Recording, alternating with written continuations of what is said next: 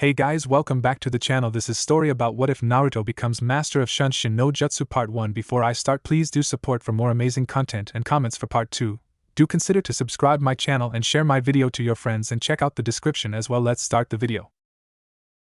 It was a peaceful morning in Konohagakure no Sato as many of the civilians were going about their daily lives. The lone exception was a little blonde boy running throughout the streets, hoping to shake his pursers. The boy hid between gaps of buildings while sticking in the shadows to conceal his bright orange jumpsuit. The blonde paused to catch his breath as he wiped the sweat off of his whiskered face. Green goggles were fastened on his forehead as his bright blue eyes scanned the surroundings, eyeing his safe haven. Finding the coast to be clear, the boy dashed towards the red light district of Konoha. He smiled, sure of his victory, when he was suddenly hoisted into the air by his jacket collar. "Naruto!" an irritated male voice said as he looked at the boy.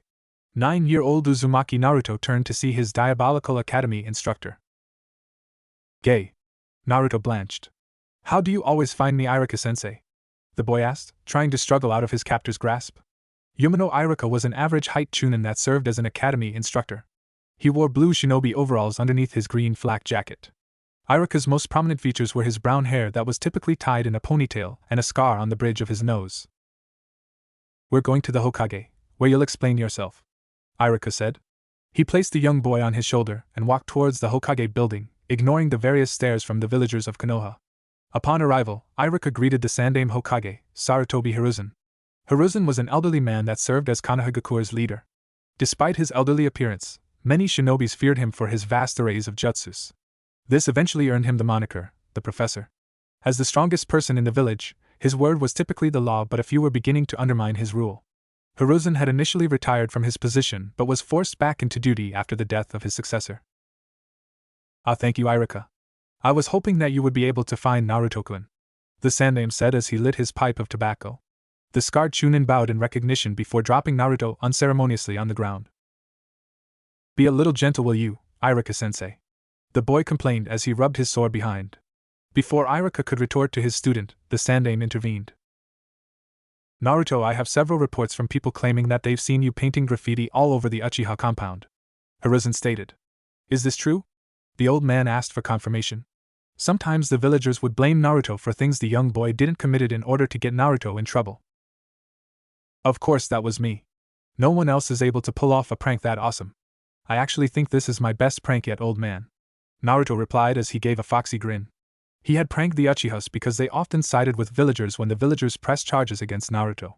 Of course, the charges were usually falsely accused, but the military police didn't believe him. "Show Hokage-sama some respect, Naruto," Iruka scolded as he wished his student would mind his manners. The Hokage could only chuckle as the two began bickering with each other. "If only the rest of the villagers would treat Naruto like Iruka does," Hiruzen remarked sadly. He knew that the boy was hated for what he carried. The Sandaime had tried a variety of ways to make Naruto's life easier.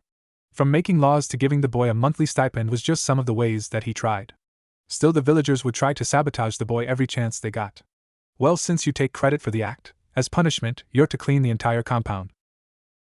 Naruto's face instantly soured from the words. "What?" he shouted loudly. "What do you mean I have to clean it?" the blonde asked in protest. Hiruzen calmly took a drag from his pipe and blew the smoke into the air. "Think of this as a lesson. Shinobi are required to have a variety of skills to succeed in a mission. One of those skills is stealth. Learning to complete your objective without being spotted could be a matter of life and death," the Sandaime advised the academy student. Naruto rubbed his chin as he processed the words he just heard. "So as long as I don't get caught in the act, I don't have to worry about receiving punishments," the boy summarized while flashing a wide grin. Both Hiruzen and Iruka shuddered at the innocent smile. But before they could say anything, Naruto continued. "Thanks for the advice, old man. I'm going to head off and start on my punishment. I'm going to make sure that this is my last punishment." With that, he finished and left the room. The two adults silently stared at the door where the blonde left through. "Iruka, please tell me I didn't make this situation worse," Hiruzen hoped while rubbing his temples with his thumbs. A headache was quickly forming because of Naruto. "Don't worry, Hokage-sama. There's absolutely no way that we won't be able to catch Naruto if he pulls another prank," Iruka tried to reassure the Hokage. "That being said, besides me, no one else has been able to catch him recently. I hope I'm thinking too much into this," the brunette chunin mused. Later that evening, Naruto finally finished scrubbing out all of the paint from his prank. He had forgotten how huge the place actually was. The Uchiha compound was located northeast of Konohagakure, isolated from most of the village. The compound spanned several acres, making it easily the biggest clan compound. Collapsing on the ground near the front entrance, Naruto remembered the Uchihas he saw during his cleanup. Almost all of them were subtly glaring at him, or whispering things like Demon Boy behind his back.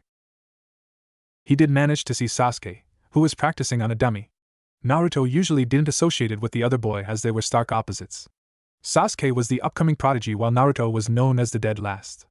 The blonde was overly friendly while the Uchiha kept more to himself. This resulted in the two arguing whenever they saw each other. This time was no different as Sasuke said that Naruto was trespassing. They argued until the blonde eventually left to finish cleaning up. Naruto steadied his breath as he laid on the ground. Hearing footsteps coming towards him, Naruto turned to see a woman carrying a plate and a glass of water. The long blue-haired woman was wearing a dark blue kimono held together by a white sash. On the back of the kimono was the Uchiha symbol, a fan that was red on top and white on the bottom. Good job on cleaning up your prank. The woman smiled as she bent down on the ground. She placed the glass and plate in front of Naruto. The boy sat up and looked at her oddly. Who are you? Naruto pointed to her. And what's this? He then pointed to the plate that was holding several sandwiches. Oh, forgive me, the woman replied. I'm Uchiha Mikoto and you are? Uzumaki Naruto, nice to meet you, Databeo, he replied back while smiling. The lady in front of him seemed friendly. She hadn't cursed or glare at him even after he told her his name. Databeo, why does that sound familiar? Mikoto mused as an image of a red-haired female popped into her head. Looking closely at Naruto's features, she began to see his resemblance to Kushina. Could he possibly be Kushina's son, but I thought the baby died along with Kushina? Mikoto continued to stare at Naruto, unnerving the blonde. Okami, if you take away those whiskers, then you have a carbon copy of a younger Minato. I need to talk to Hokage-sama about this. Is there something on my face? Naruto wondered as he began to feel around his face. This snapped the blue-haired woman from her trance. Oh, it's nothing. Mikoto replied quickly. Here, have something to eat. I'm pretty sure you're feeling hungry, she said to change the subject. Naruto eyed the sandwiches suspiciously, wondering if it was tampered with. It was odd that someone was willing to give him free food. The only person that ever did that was the Sandaime. Seeing the food caused his stomach to rumble. With his stomach winning out, he graciously accepted the sandwiches and began devouring them. Why are you being so nice to me? Naruto asked with a mouth full of food. Mikoto was disturbed by the sight. She briefly wondered if he was ever taught manners. Uzumaki-san, please finish eating before talking. The Uchiha matriarch released a small killing intent to get her point across. The blonde was startled by the killing intent and quickly nodded his head. After a minute, the plate and glass were empty. Why are you being so nice to me? The boy once again asked. You can call me Naruto, by the way. I'm not good with the honorifics and stuff. Well, can I call you Naruto-kun then? Mikoto's question was answered with a nod of Naruto. Well, the reason why I'm being nice to you is because I saw you working hard cleaning up. So I thought you deserved a reward. Naruto tilted his head in confusion. Why should I get a reward? He asked before clarifying. This was my punishment for pranking your place. That may be, but nonetheless, you deserve something for working hard. Mikoto smiled at him. He blushed from the praise. Thank you, Mikoto-san, Naruto said shyly as he scratched the back of his head. She frowned mentally, wondering if the boy was ever praised before. Standing back to full height, Mikoto helped Naruto off the ground. Now I must ask, Naruto-kun, why did you prank the Uchiha compound? The blue-haired woman inquired. Naruto pondered for a second before giving his answer.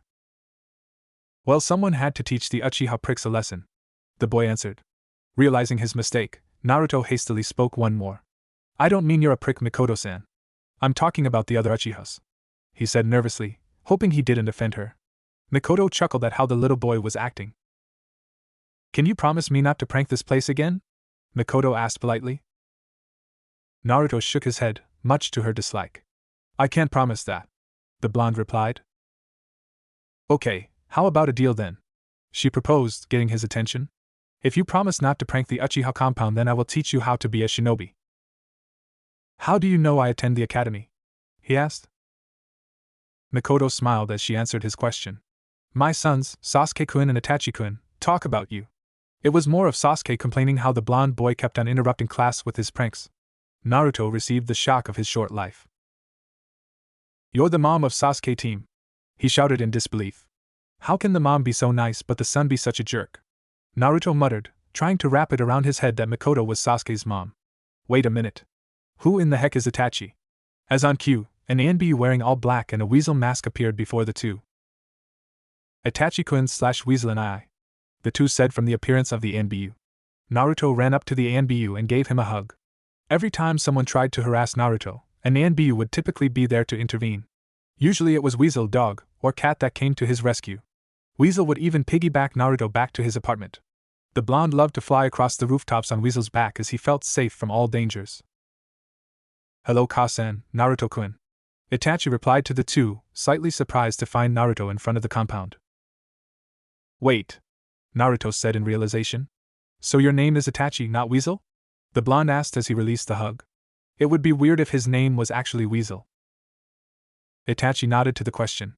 Yes, my name is Itachi. The Uchiha heir said as he removed his mask. Naruto-kun, can you promise me not to tell anyone my real name? Sure thing, Itachi and I. Your secret is safe with me. The boy replied confidently. Mikoto smiled watching the two boys interact. Mikoto-san, is it too late to accept your deal? Of course not, Naruto-kun. I take it that you accept then? She asked, to which he nodded. Well, how about I meet you at Training Ground 11 after school? Where's that? Naruto inquired. Itachi decided to answer the question. Directly south of the Shinobi Academy, there are multiple training ground. There is usually a sign that indicates what number the training ground is. Simply find the number 11 and you'll be at the right training ground. The Uchiha male explained. The Jinchuriki nodded to them and was about to head off when Mikoto stopped him.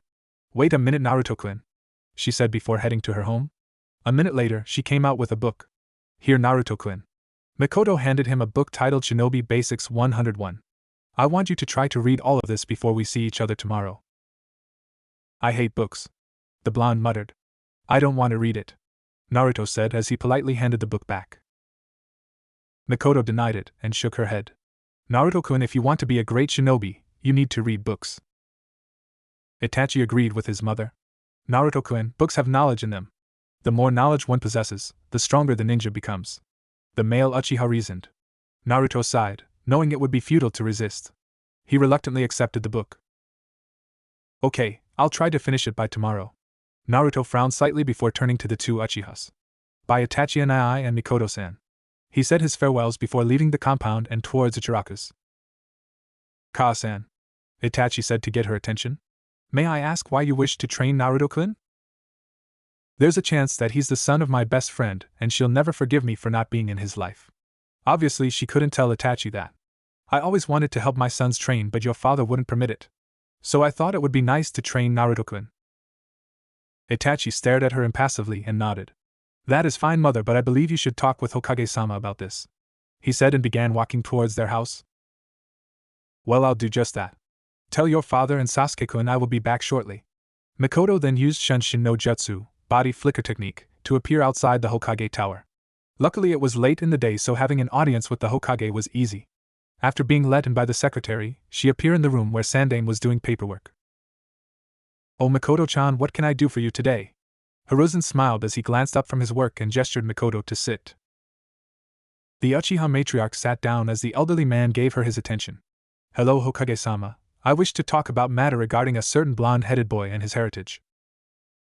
With a wave, Hiruzen dismissed all the ANBU in the room and activated the privacy seals. What do you wish to talk about that pertains to Naruto? The image of a friendly grandfather was replaced with that of the Shinobi no Kami, god of shinobi. I wish to know why I wasn't informed that Kushina's son was alive. The Uchiha woman went straight to the matter at hand. Hiruzen took a puff from his tobacco pipe. Why do you believe that Naruto is the son of Kushina?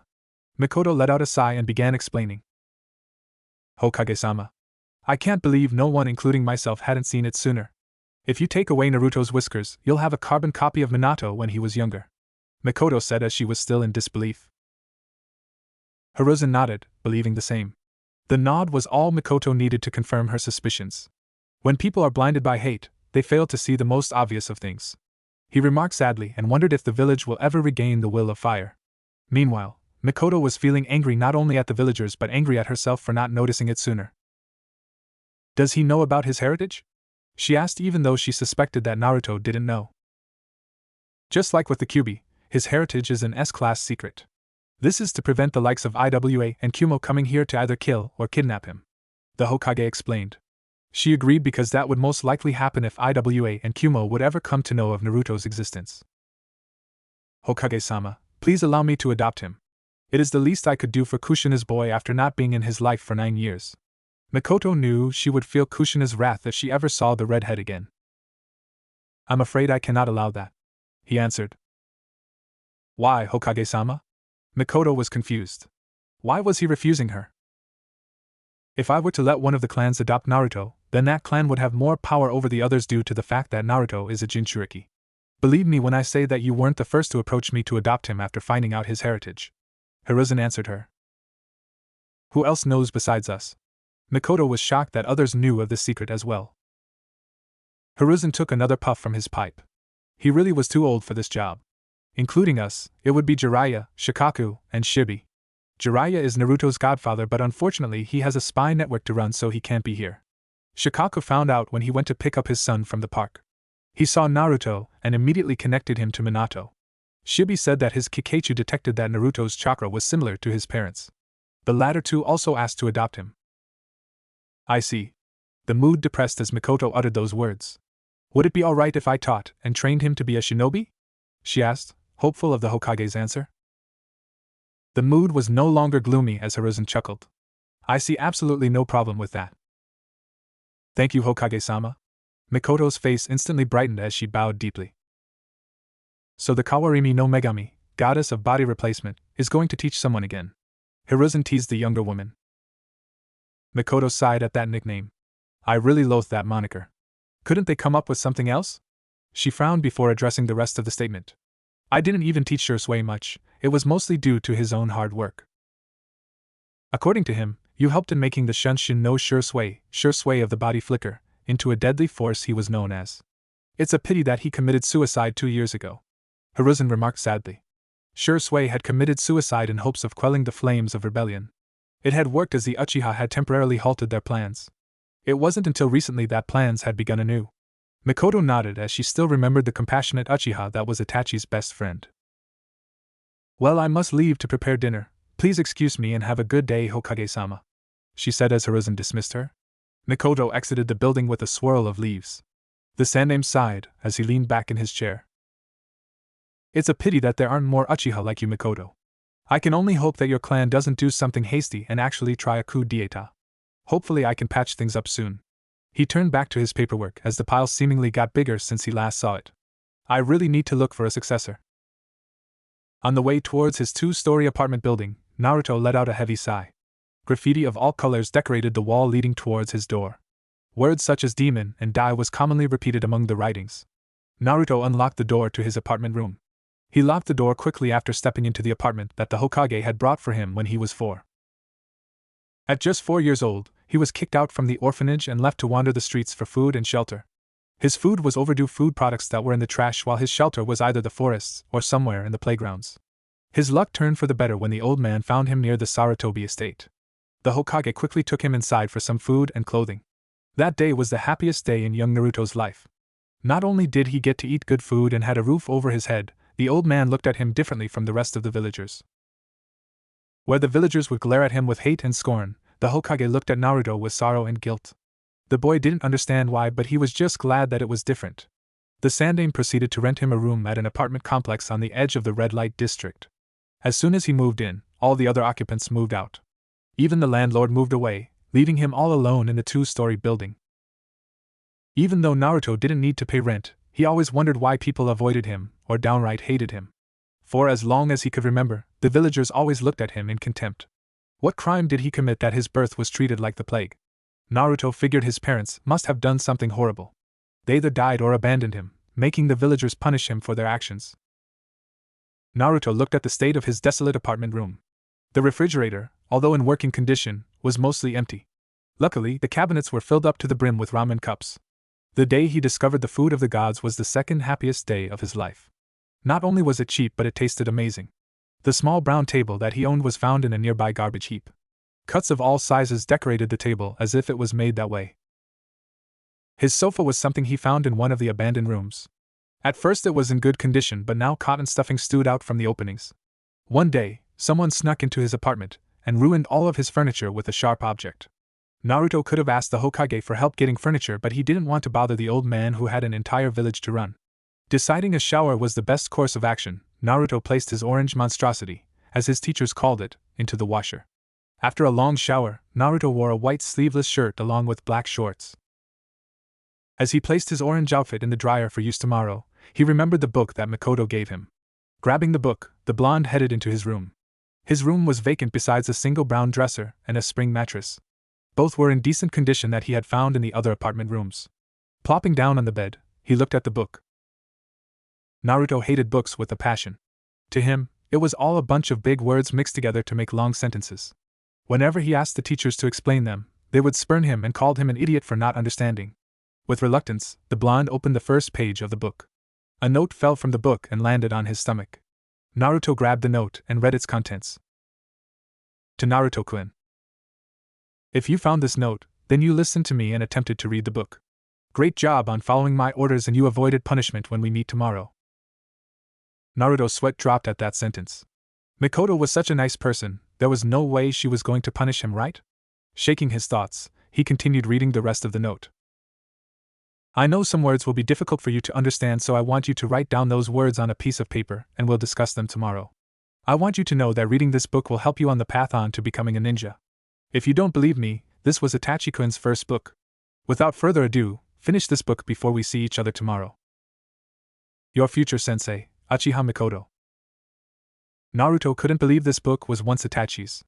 The male Uchiha was one of the strongest shinobis he had ever met. Granted, the blonde hadn't met many shinobis, but he was sure that Itachi was strong. Deciding not to waste any more time, Naruto dove into the first chapter and began reading silently. A shinobi is a trained warrior that uses chakra. He's not a common bandit because he has a home to protect. That home is Konohagakure no Sato. In every Konoha, shinobi harbors the will of fire. The will of fire is a belief that every shinobi loves, believes, cherishes, and fights to protect the village as previous generations had done before them. This belief is what allows Konoha to survive 3 great shinobi wars and invasions from other villages. Naruto brought his hand up to his chest. Is it possible for me to have the will of fire as well?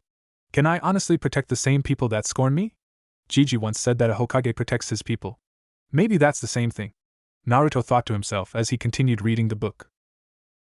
While reading, Naruto jotted down several words that he was unsure of on the back of Mikoto's note. Different topics came up in the book, such as stealth, traps, chakra, jutsus, and etc. There was so much that he didn't know. Did his classmates learn this when he wasn't in class? He decided to finish the rest at school to make sure he wasn't late for class the next day. Who knows, maybe I won't be kicked out this time, Naruto thought as he drifted into slumber. Next day. The sun directed its rays at Naruto's face, causing him to twitch slightly. Blue cerulean eyes slowly opened and went towards his alarm clock. Noticing that he was still early, Naruto took a quick shower and had a ramen breakfast like always. The blonde grabbed the book from his bed, shoved it into his bag, and headed out of his apartment. Before he left, he made sure to lock his door. He didn't want anyone breaking into his apartment again. Finishing his preparations, he scurried off to the academy. When Naruto arrived to the class, he was greeted with an almost empty classroom. It seemed only a few people were here early. Not like any of them were his friends anyway. Naruto moved towards the window seat and pulled out the book and note, in case he came across any difficult words. He resumed reading where he left off last night. Naruto didn't notice the perplexed glances that his classmates gave him as they walked into the classroom. Most shrugged it off and went to talk to their friends. A black-haired boy, with his hair styled in a fan fashion, and a brown-haired boy arrived in the classroom together like always. The black-haired boy was Shikamaru, the heir of the Nara clan. The clan was known for their intelligence, and using deer antlers to make medicine. The chubby boy next to him was his best friend, Chuji. He was the heir of the Akimichi clan, evident by the red swirls on his cheeks. The two clans shared a close bond along with the Yamanaka clan. Shikamaru instantly noticed the oddity as he spotted the blonde-haired prankster. Chuji didn't notice as he was preoccupied with his bag of chips. Chuji and Shikamaru made their way towards Naruto and gave him a quick greeting. The three along with Kiba were troublemakers during the early days of the academy. Naruto returned the greeting before immersed himself into the book again. Taking a seat next to Blonde, with Chuji sitting next to him, Shikamaru looked at the thing that made the hyperactive boy so quiet. The Jinchuriki was quietly reading a book titled Shinobi Basics 101 like it was an everyday occurrence. Despite not knowing what caused his friend's sudden change, Shikamaru smirked that Naruto was trying to improve. The Nara-heir exchanged glances with Chuji, who seemed to be smiling as well. Naruto always seemed to find ways to keep Shikamaru interested in his actions. The black-haired boy decided to take a nap as he wasn't going to solve the mystery known as Naruto anytime soon. His plans were quickly thrown out the window when a raging storm of girls were chasing after a certain Uchiha into the classroom. Of course, the two in front of the other girls was a girl with platinum blonde hair and a girl with cherry blossom pink hair. The platinum blonde girl had her hair tied in a high ponytail with bangs covering the right side of her face. She was Yamanaka Ino, the heiress to the Yamanaka clan. The girl Ino was bickering with was Haruno Sakura. The two were best friends until they discovered that they were crushing on the same boy. Sakura had on a big red bow on her head as her pink hair swooshed in the air. The two girls came barreling into the room, leaving a dust cloud behind them. "Can you loud-mouthed girls shut up? I'm going to go deafen my ears," Inuzuka Kiba complained while covered his sensitive ears. His Niken Akamaru barked in agreement. His face had the signature Inuzuka's red fang markings on his cheeks. Akamaru, the white Niken, stayed mostly inside Kiba's gray, fur-lined hooded coat. Although the rest of the class didn't say anything, they also agreed with the Inuzuka's words. Ino and Sakura quickly stood in front of Kiba with the latter pointing at him. "Shut up, mutt, I'm not loud," Sakura screeched out, much to the annoyance of everyone. In the corner of her eye, the pink-haired girl spotted Naruto sitting next to Shikamaru and Chuji. "Hey Naruto baka, what are you doing?" The blonde boy turned his attention from the book to Sakura. "Oh hey Sakura-chan, how are you today?" he friendly greeted with a smile. He didn't catch the insult that she attached to his name. She replied with a fist to Naruto's noggin. "I told you not to call me that baka." Ino chimed into the conversation. "Seriously though, what are you doing?" She was curious on what made the fellow blonde sit still. Normally he would be too busy plotting some elaborate prank to even attend class. Naruto showed the two girls the book. "I'm reading this book." Laughter erupted from the class with the exception from Sasuke, Aburame Shino, Shikamaru, Chuji, and Hyuga Hinata. The latter three frowned that everyone was laughing at him. "The dead last is reading. I'm surprised that you even know how to read," Kiba barked in between laughter. "I mean, how's reading going to help you? You'll always be the dead last." More laughter was heard after Kiba spoke. Naruto was livid at his classmates for mocking him. He was simply sitting and quietly reading without bothering anyone. What more could these people want from him? The Jinchuriki was about to talk back to Kiba when he was interrupted by a lazy voice. "You guys should really shut up. I can't sleep with this racket," Shikamaru said as he lifted his head up from his napping position. "Shikamaru, look at Naruto. The dobe is reading." The Inuzuka pointed towards Naruto. "I have eyes, I can see that he's reading. Everyone that isn't blind can see that he's reading. If you look closely at the title of the book he's reading, then you would understand." The class looked at the title of the book that Naruto held. Before anyone could comment, Shikamaru continued talking. "Naruto knows that he's currently dead last in the class right now. So what does he do? He's trying to get better so he doesn't stay there. He's actually taking his shinobi career seriously compared to most of you." His lazy voice was somehow able to silence the crowd. The Nara heir turned towards the Kiba. "Personally, I don't understand why you're laughing at Naruto. You're currently the third to dead last in the class, barely ahead of Naruto." Kiba fumed at the end of Shikamaru's words. "I don't know why you're talking, Shikamaru, you're second to dead last." Kiba smirked at his apparent victory. "You're right," the black-haired boy agreed. "But you don't see me boasting about my position, nor do you see me belittling Naruto. I'm content with doing minimal effort to pass. You, on the other hand, better watch out before Naruto passes you up." The entire class, including Naruto, was stunned silent after Shikamaru finished talking. Before anything else could happen, Iruka and Mizuki walked into the classroom. Iruka's brow rose at the quietness of the classroom but ignored it to begin today's lecture. Everyone quietly took their seats. Ino and Sakura didn't argue who sat next to Sasuke either. Iruka began today's lecture on the elemental nations. Naruto regained his composure as soon as the teacher started. He flashed a genuine smile instead of his usual fake smile. "Thanks for helping me out, Shikamaru." Shikamaru just smirked at the blonde. "What are friends for?" The pineapple had then laid his head down and drifting off into his nap. Chuji held out his chip bag towards Naruto, an Akimichi sign of friendship. Naruto took a chip from the bag and nodded a thank you to Chuji. They both smiled and returned their attentions elsewhere. Chuji went back to eating his chips while Naruto just smiled with the thought of friends. After school, Naruto rushed to training ground 11 as soon as class ended. Class was refreshing as he actually learned something and wasn't kicked out by the teachers. After some searching, he finally found the grounds he was looking for. When he entered the training ground, the blonde saw Mikoto. Training ground 11 was ordinary compared to the other grounds. It was an empty grass field with nothing surrounding it. On the edges, there were several benches and tables. Instead of a training grounds, it looked more like a park. "Hello, Mikoto-san," the boy shouted as he headed towards the woman. She returned the greeting with a smile. "How are you, Naruto-kun?"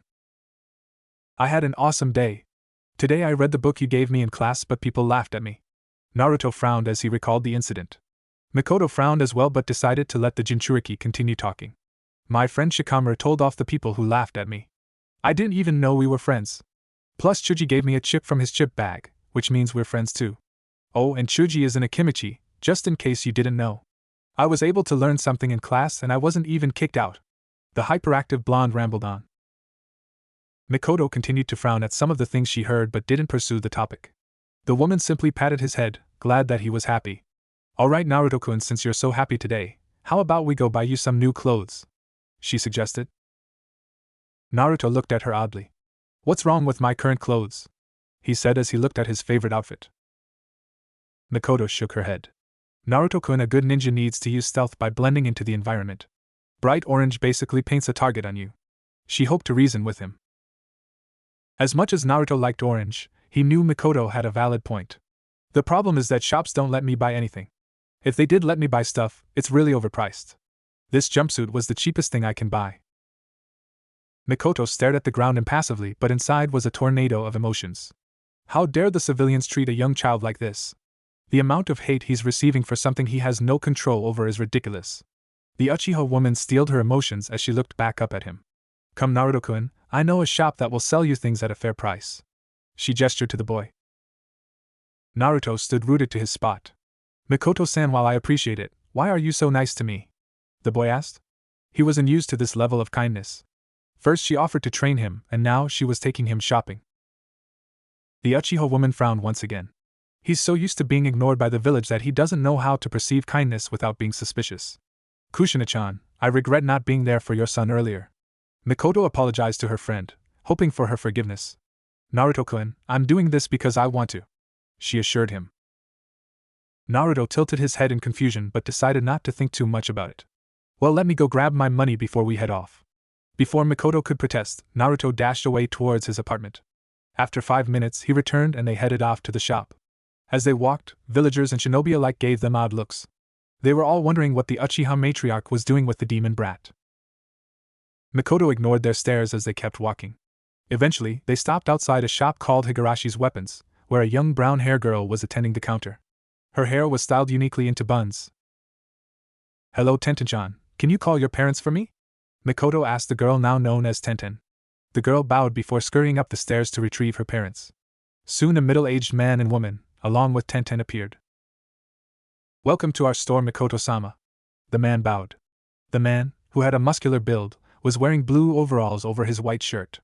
His overalls were plastered with soot, giving him a dirty look. Black goggles was lifted above his green eyes. His most prominent features were his bald head and brown, neck-length beard.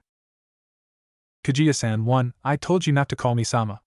Mikoto-san is fine," she reminded before turning to the middle-aged woman. "Good afternoon, Tara-san." The woman known as Tara was dressed elegantly in a kimono. The black kimono was decorated with a blue flower pattern. It matched the woman's dark blue eyes. Her brown hair was tied in a bun with a pair of silver hair sticks sticking out. "Hello, Mikoto-san, what can we do for you today?" Tara friendly asked. "Actually, I would like you to help this one here." Mikoto ushered Naruto to the front. Tara and Kaguya instantly recognized who the boy was. The duo stared at Naruto, and he began to feel anxious under their gaze. "What is that monstrosity that you're wearing, young man?" Tara said as she looked at the jumpsuit with disgust. "No, don't answer, we'll get you new clothes immediately." "Tenten, please get my tools," she told her daughter, who went to grab the tools. "Young man, I need you to strip." Naruto looked at her with shock and fear in his eyes. He quickly ran behind Mikoto to hide from the tailor. "Naruto-kun, it's okay," Mikoto reassured him. "She just wants to measure your body to make sure your new clothes fit." Naruto saw Tara nod in confirmation from behind the Uchiha woman. Trusting Mikoto, he slowly took off his jacket and shirt. Instantly the temperature in the store dropped several degrees and killing intent leaked out from the three adults. Everyone stared at Naruto's body with utter horror. His body was so skinny that you could see several outlines of bones. His arms looked like they would snap in half like twigs. His rib cage was in full display while his stomach was caved in. His entire figure looked like it could shatter into pieces if slightly touched. How he was able to look like that and be alive was a complete mystery. Naruto and Tenten shuddered under the killing intent. The boy collapsed onto his knees from the pressure and began holding his body to stop the shaking. Seeing this, the adults immediately regretted their actions. Mikoto rushed to console Naruto while Terra did the same with Tenten. Kaguya stood there and shook his head in disappointment. The Uchiha woman broke the silence as she released Naruto from the hug. "Naruto-kun, what do you eat to look like that?" Mikoto didn't want to know, fearing what he would say. But the information needed to be known so she could properly help him. "I eat ramen every day and that's pretty much it," Naruto answered sincerely. Mikoto didn't like his response. "Don't you eat anything other than ramen?" the Uchiha asked. Naruto shook his head negative. "I can't buy anything else at stores because they're either too expensive or spoiled," the boy confessed. Mikoto felt rage build up and did her best to suppress it so she wouldn't frighten Naruto again. Hearing his words, Tenten rushed up the stairs and returned later with a bag of snacks. "Here, take this. They're mine, but you look like you need them more than me." Tenten handed him her private stash of snacks. "Are you sure I can take this?" Naruto questioned, to which she nodded. "Thanks. I'm Uzumaki Naruto." "Higurashi Tenten." The girl pointed to herself. "Let's go get you a new set of clothes so I can burn those." Tenten dragged him along, followed by her mother. While waiting on him, Mikoto grabbed a kunai and shuriken set, a first aid kit, several sealing paper, 2 bottles of ink, a brush, and a chakra bakken. She dropped all of the items at the cash register. Several minutes later, Naruto came out from the back. He wore a dark blue shirt that was covered by an unzipped black jacket that had a large orange Uzumaki swirl on the back. He had on black pants with orange streaks going along the side of each pants leg with matching combat boots. He replaced his old goggles with a dark blue variety that hung loosely on his neck. The outfit was honestly a little big on Naruto, but hopefully he would grow into it. "Much better, Naruto-kun, do you like your new outfit?" Mikoto asked the newly outfitted boy. "I do, but I think it needs more orange." Naruto was pleased, but he needed more of his favorite color. Unfortunately, the store didn't seem to possess many things in the orange variety. The older women chuckled at the response. "Well, I think you look quite handsome in them," Mikoto complimented, causing Naruto to blush. "Terra-san, can we have several pairs of these clothes?" she asked the tailor.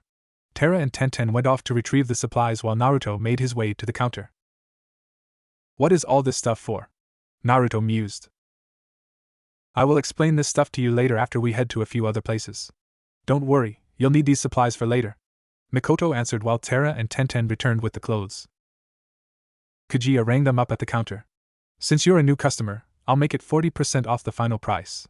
It will come to 40,000 yen in all." Naruto retrieved his overstuffed frog wallet and pulled out the money. Mikoto was shocked at the amount of money that Naruto had but chose not to dwell on it. "Alright, I put all your things in this sealing scroll, you just add chakra to take them out. Come see us anytime you need anything," the blacksmith said. Naruto nodded and waved goodbye to the Higurashi family. Tenten quickly gave him a hug, which caused Naruto to blush slightly, and told him to start eating better. He promised that he would eat better after seeing everyone's expressions. Mikoto and Naruto made several more pit stops along the way. Naruto was introduced to the library, where Mikoto required him to read one book every week from the civilian section. As he went to check out the books that Mikoto gave him, the librarian stopped him from checking out the book. Mikoto quickly gave her a glare and promised to tell the Hokage about the transaction, which prompted the librarian to let Naruto check them out. They then went grocery shopping for Naruto, who received the ire from other customers. Quick glares from the Uchiha woman made them cower away in fear. Placing the groceries in a sealing scroll, they headed back to Training Ground 11. The duo sat on a bench and relaxed under the sun. "So what's all the stuff from Higurashi's for?" Naruto asked as he unsealed the items. "Well, Naruto, a long time ago there was once a village called Yuzushiogakure near Kirigakure. In that village was the Uzumaki clan, who was famous for its fuinjutsu and kenjutsu. Fearing the Uzumaki, 3 of the major 5 elemental nations attacked Yuzushiogakure during the Second Great Ninja War. Unfortunately, Kanehigakure wasn't fast to aid our allies and Yuzushiogakure fell. Although in the end they won, the 3 nations that attacked lost 90% of their troops. This allowed Kanehigakure to quickly win the war over the other villages. The Uzumaki clan no longer exists, but some of the people were able to flee in time. I figured that you would want to continue your clan's history. Mikoto finished her history lesson. Naruto soaked in all the information and a grin appeared on his face. Although sad that his clan was destroyed, Naruto still held out hope. There was a chance that someone related to him existed. I've decided, he announced. Along with my dream to become Hokage, I'll also look for other Uzumaki members. I'm going to learn this Fuinjutsu thing and Kenjutsu to honor my clan. Mikoto smiled at his proclamation. I knew you would say that. That was why I got you sealing paper and a chakra bakken, along with introductory Fuinjutsu and Kenjutsu books, she said, holding up each item. Now Naruto-kun, Fuinjutsu is a very dangerous art. You must promise me that you'll be very careful while learning it. Yes, Mikoto-san, I'll be extremely careful. What is Fuinjutsu anyway? Naruto asked. Fuinjutsu is the art of sealing. It's very complex, so complex that it's considered a dying art. That being said, Fuinjutsu is very helpful, as you can tell with the sealing scrolls, Mikoto commented. She also told Naruto that there was also a Fuinjutsu expert in Konoha, but he wasn't in town at the moment. I guess I'll ask Hokage Jiji about Fuinjutsu when he has time. What is a chakra bakken? He asked. Naruto knew what they were separately but not together. Mikoto held up the bakken. If you apply chakra to this bakken, it would get heavier. This is used so you can get used to the weight of a real katana when you manage to get one. It's mainly used for training purposes, she explained. He then asked Mikoto if she knew any Kenjutsu teachers. The Uchiha shook her head no, but said that there were plenty of Kenjutsu users in Konoha, so he might see one someday. While Mikoto was a Kenjutsu user, her style relied on the use of her Sharingan. They then reviewed the book that Naruto read yesterday. They went over the words he didn't understand and reread the more important chapters. So when am I going to learn a super awesome jutsu? Naruto asked with sparkles in his eyes. Before I answer that, Naruto-kun, can you tell me what the 3 basic academy jutsus are? Mikoto asked. It's Kawarimi no Jutsu, Bunshin no Jutsu, Clone Technique, and Henji no Jutsu, Transformation Technique, Naruto answered. Well, did you know that when I was in active duty, that my alias was Kawarimi no Megami? Mikoto said. Although she wasn't exactly proud of the name, she was hoping to get his interest. Naruto stared at her like she was crazy. Why are you called that? The blonde wondered. There's so many jutsus that are much cooler than the Kawarimi no Jutsu. Mikoto nodded at his question. You're right, Naruto-kun. There are tons of cooler jutsus out there, but the Kawarimi no Jutsu can save its user. Even if you have a cool jutsu to use, most of them can't help you escape from certain death. That's why I trained until I mastered the technique and was able to escape my enemies countless of time. Just because a jutsu isn't as cool as another jutsu doesn't mean it isn't as useful. If you master a low-rank jutsu and know how to use it well, isn't that better than using a high-rank jutsu at half the power? She finished. Naruto processed everything that Mikoto had said. It was true that every ninja knew Kawarimi no Jutsu because of how useful it was. You're right, Mikoto-san. I'll master the low-rank jutsus first before trying to learn the high-rank jutsus. Mikoto smiled at the young boy. If you do master the low-rank jutsus, the high-rank jutsus become easier to learn. Plus, there are so many low-rank jutsus out there that you can have a variety of different jutsus. You'll truly be the most unpredictable ninja out there, she incited him. Naruto loved the sound of that. He hugged Mikoto as a thank you. Mikoto could only return the hug she received from her best friend's son. Okay, we're going to start training and I expect you to work hard. Naruto got up, confidence eluding from his body. Yes, Mikoto-sensei, I would be the best Hokage there ever was. Several months later. The past couple months were the happiest Naruto had ever felt in his life. The first time everyone saw his new clothes, they didn't initially recognize him. Shikamaru smirked and said, "You never cease to interest me, Naruto." He was getting closer to his friends, Shikamaru and Shuji. The blonde was even invited to their homes a couple of times. He enjoyed playing shogi with Shikamaru even though he always lost. The Naruto boy had to go into his thinking pose several times when playing against Naruto due to the blonde's unpredictable nature. With Shuji, they had eating contests and were currently tied. Naruto finally found someone to share his love of the food of the gods. Naruto frequently ate at restaurants that the Akimichi owned because of the good food and the fact that he was welcomed there. The blonde was also made friends with Shino and Hinata. Shino was the heir to the Aburame clan while Hinata was the heiress of the Hyuga clan. Shino had bushy brown hair and often wore a pair of black sunglasses. He and Shino became quick friends when Naruto caught a golden Heracles beetle in the forest and brought it to class.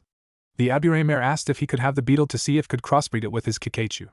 Naruto obliged since he was going to release it anyway. That was the day that the blonde swore that Shino's eyes shined bright even though he was wearing shades. They got along well despite Naruto's hyperactiveness and Shino's stoic nature, as they both shared a logical look at life. Hinata had short dark blue hair and was usually shy. Having Hinata as a friend was initially weird, due to the fact that she constantly fainted whenever they would talk. She fainted less now but still blushed red quite often. They found that they both had a love for reading and even exchanged books from time to time. Naruto actually enjoyed reading a lot more now. He felt that he could immerse himself in a book and felt less lonely when reading. Tenten would help him with his target throwing and would spar with Naruto on occasion. They often sparred with Awakens, with the girls showing him different styles. Some days they would just relax and talk about their respective classes. Naruto found out that he was held back a year by Gigi because he and Tenten were the same age. His training was going well if he said so himself.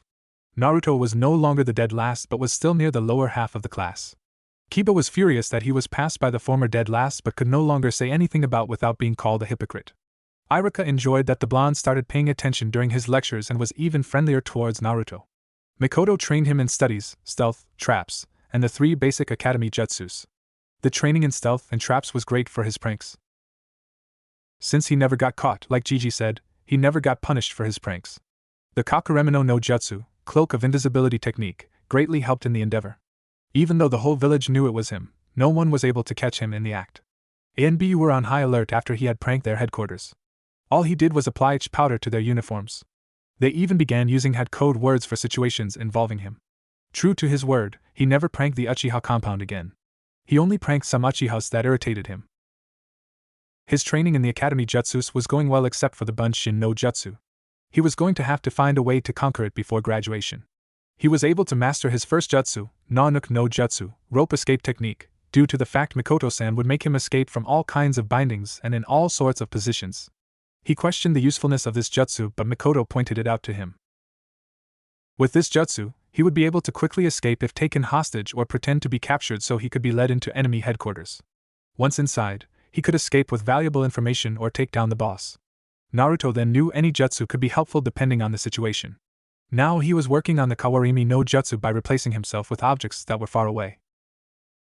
Although he sparred with Tenten, he was still unable to find a Kenjutsu teacher. This resulted in him only doing practice swings with his Bakken. He read about different styles but wasn't sure which one was right for him. Naruto decided to postpone it until he found a Kenjutsu expert. His Fuinjutsu, on the other hand, was going great. After practicing his calligraphy for nearly 2 months, he was finally able to write without messing up. The blonde was still on level 1, which was identifying simple seals, but he was on his way to level 2. The Hokage helped him maintain a steady hand and even suggested writing with his left hand as well. His reasoning was that his right hand might be occupied during battle, so he might need to write seals with his left. His physical health was getting back to where he should be. He read a book on how to remain in ninja shape after recovering from an injury. Although he wasn't injured, the method helped him regardless. Mikoto gave him cooking lessons so the blonde could be self-sufficient. His new diet allowed him to gain pounds and he started to fill his clothing. That being said, the blonde was still the shortest in his class. He was exercising regularly and was doing lots of running to increase his stamina. Using henge, Naruto was now able to buy foods and clothing at normal price. Naruto marched on towards Training Grounds 11 but noticed several villagers and ninjas' solemn expressions. Today was a beautiful day with a few clouds in the air. Why were they so sad? Deciding it would be best to ignore the villagers, Naruto proceeded to the training grounds where Mikoto would be.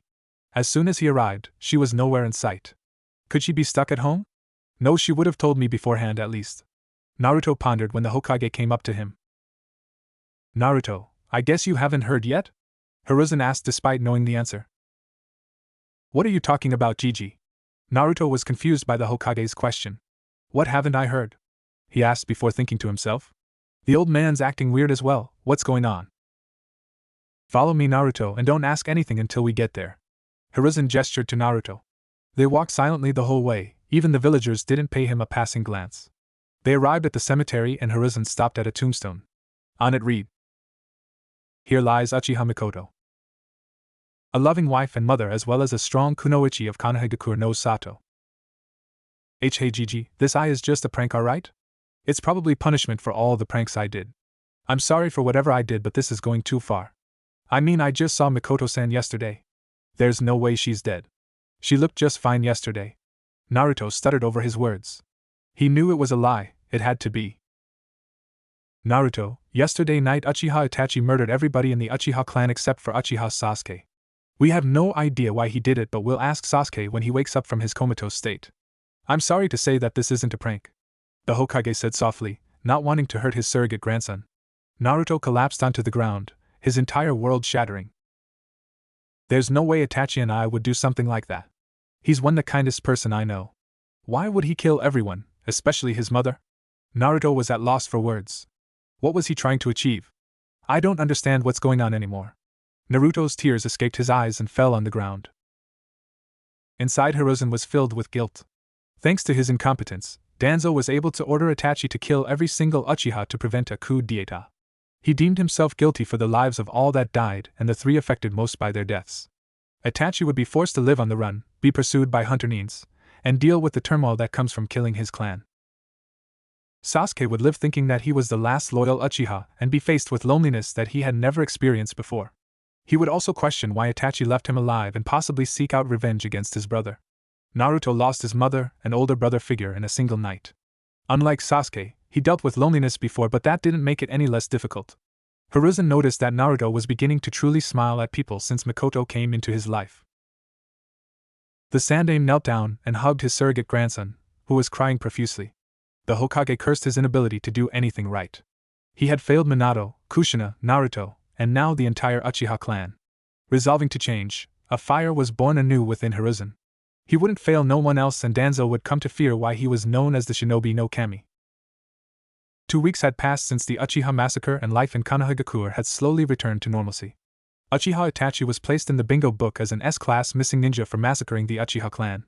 Uchiha Sasuke was placed under the care of elders, Yudetane Koharu and Mitokado Hamura, until he was 16 or became a genin. He was asked questions about Itachi as soon as he was awoken. Sasuke responded with fits of anger when Itachi's name was brought up.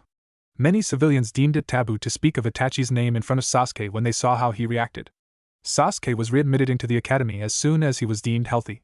During his recovery, his fan club grew to insane proportions. Fangirls and fanboys were hoping to help the tragic hero and constantly hounded him with gifts.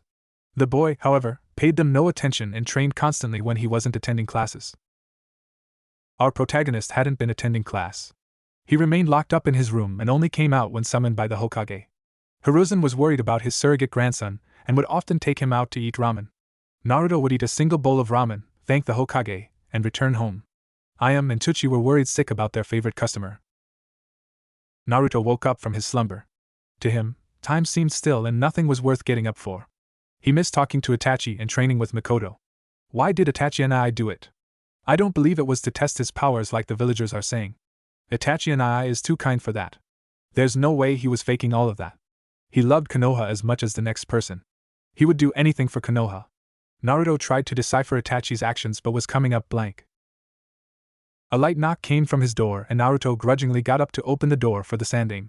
Except the person behind the door wasn't the Hokage, but his lazy Nara friend. Hey Shikamaru, what are you doing here? The blonde boy asked.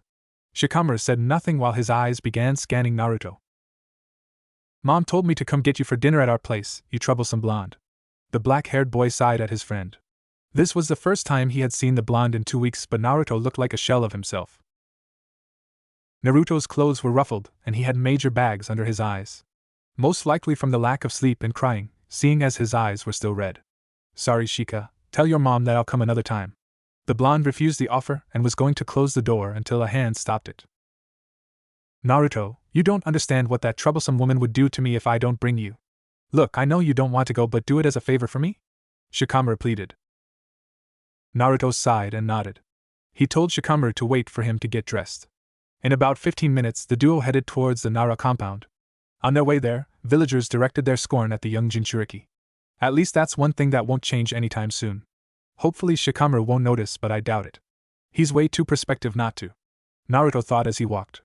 Like the blonde thought, Shikamaru did notice that their glares were directed to his friend. Those glares always appear whenever I'm with Naruto. Is it because of the pranks that he did? No, even a prank couldn't produce a look like that. Does it have something to do with the graffiti on his apartment wall? They were calling him a demon and telling him to die. Plus, all the adults seem to know something our generation doesn't. As always, everything with Naruto is so troublesome. Shikamaru thought ceased as the duo arrived at the compound. Shikamaru directed Naruto to the backyard of the main house. Surprise! Multiple voices rang out as soon as Naruto came into view. Naruto stood there shocked at the people he saw. He saw his friends and most of their parents along with Ayame, Tochi, the Hokage, and Irika. He looked up to see a banner that read, "Happy 10th birthday Naruto." The boy had completely forgotten all about his birthday. Today was October the 10th, his birthday as well as the day the Kyuubi attacked Konoha. It was also the day the Yondaime Hokage died, killing the Kyuubi. A minute passed and no reaction came from Naruto. A slap hit the back of his head, releasing him from his stupor. He looked at Shikamaru, who was giving a wordless look. "Well, say something, you troublesome blonde." Naruto gave a wide grin and shouted his thanks for everyone to hear. His friends and Ino ran up to him and congratulated him on getting a year older. They even told him they got him presents. Naruto never got a birthday party or presents before. He had no idea what to do, so he thanked them again. The party went into full swing and Naruto quickly forgot the sadness that plagued him for the last 2 weeks. Tochi and Ayame gave him a personalized ramen bowl that was decorated with fish cakes before they had to leave to open up the shop. Hiruzen wished him a happy birthday and told Naruto to meet him in his office for his present before he headed home. The blonde boy was happy that he was able to spend his birthday with people other than just the Sandaime. He ate lots of cake and ice cream and was hyperactive the entire time, much to the disdain of the adults. Finally, it was time to open the rest of the presents. Ino was the first to give her present. It was a purple hyacinth in a pot. It means forgiveness in flower language. "I hope you can forgive me for being mean to you all of these years," she apologized. Naruto looked at her and smiled. "It's okay, Ino. How about we become friends?" Ino nodded and gave her own smile. "I would like that very much, Naruto." Inoichi and Nariko, Yamanaka nodded their heads, although for different reasons. The two Yamanaka were wearing yellow yukata with a purple flower design. Nariko had her brown hair tied in a bun with chopsticks holding it in place. Nariko was happy that her daughter gained a friend, while Inoichi was happy that nothing was going on between Naruto and his princess. Shikaku and Choza shook their head at their friend's obvious happiness. Irika gave Naruto a stack of slips.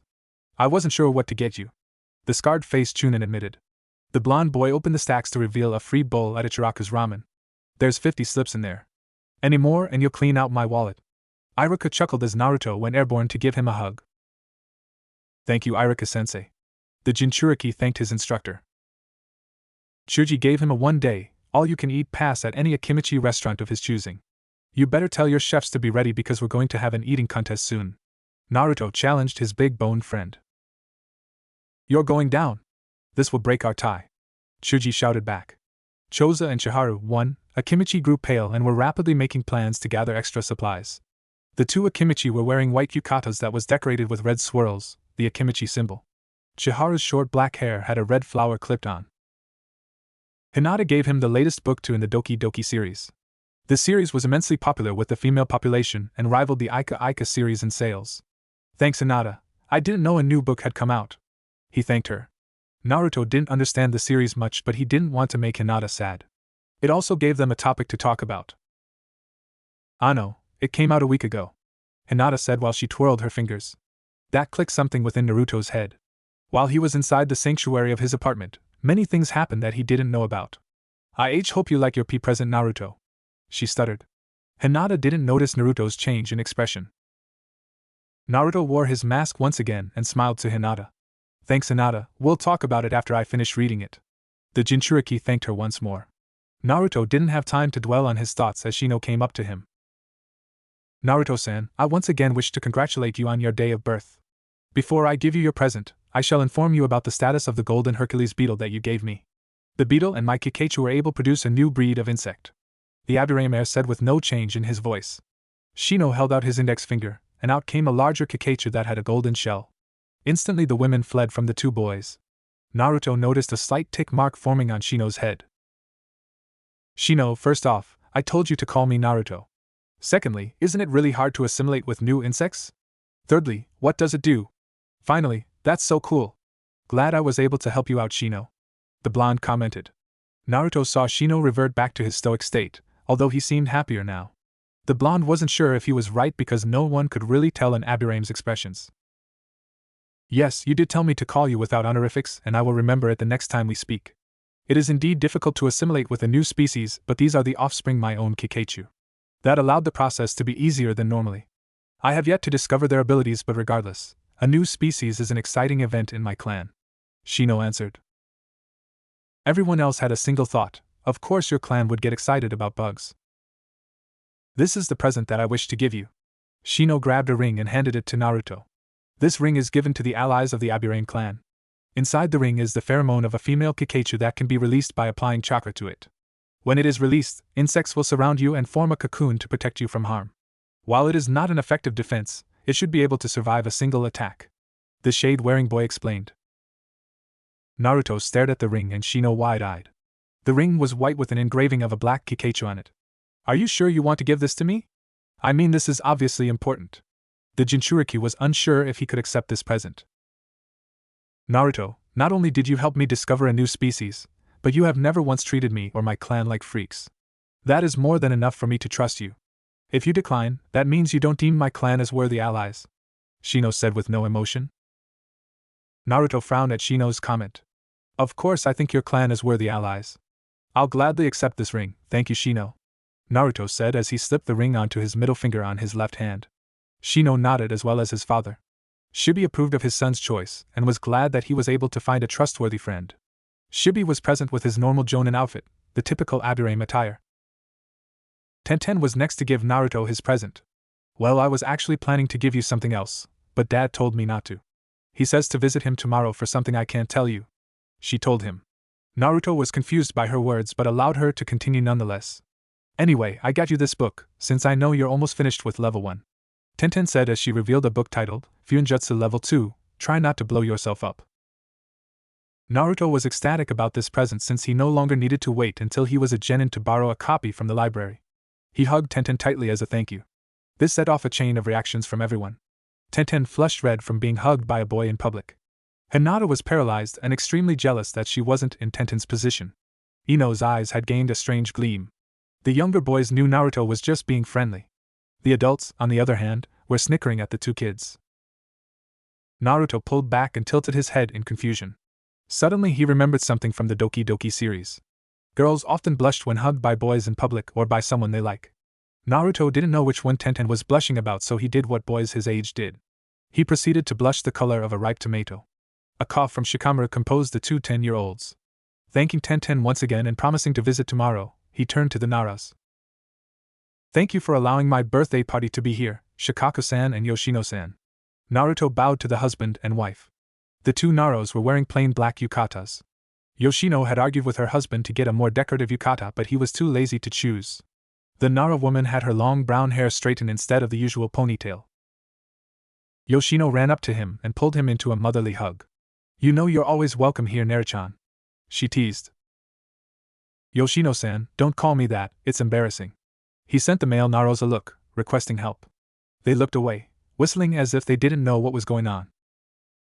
Sorry Naruto, she's just too troublesome to deal with, the male Naros thought collectively. Shikaka and Shikamaru didn't want to deal with the wrath of the woman. Naruto looked betrayed and he cursed his fate. Anyway, Shikamaru also brought you a present, Yoshino said as she let him go, much to Naruto's relief. I don't have a present to give Naruto, Shikamaru said dryly. What do you mean, you didn't get one of your best friends a present? The Nara matriarch fumed as she pulled Shikamaru by the ear. It was too troublesome to get him a present, Shikamaru remarked as he rubbed his sore ear. Naruto frowned that one of his best friends thought it was too troublesome to get him a present.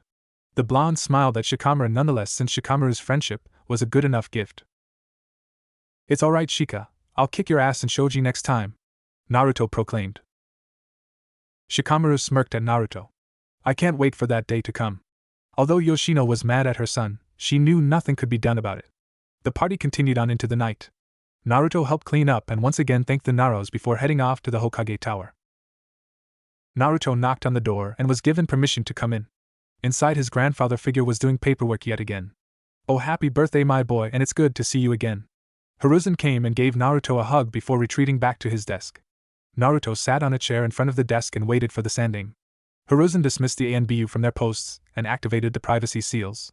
Before the Hokage could speak, a blur from the corner of the room smashed into the bookcase.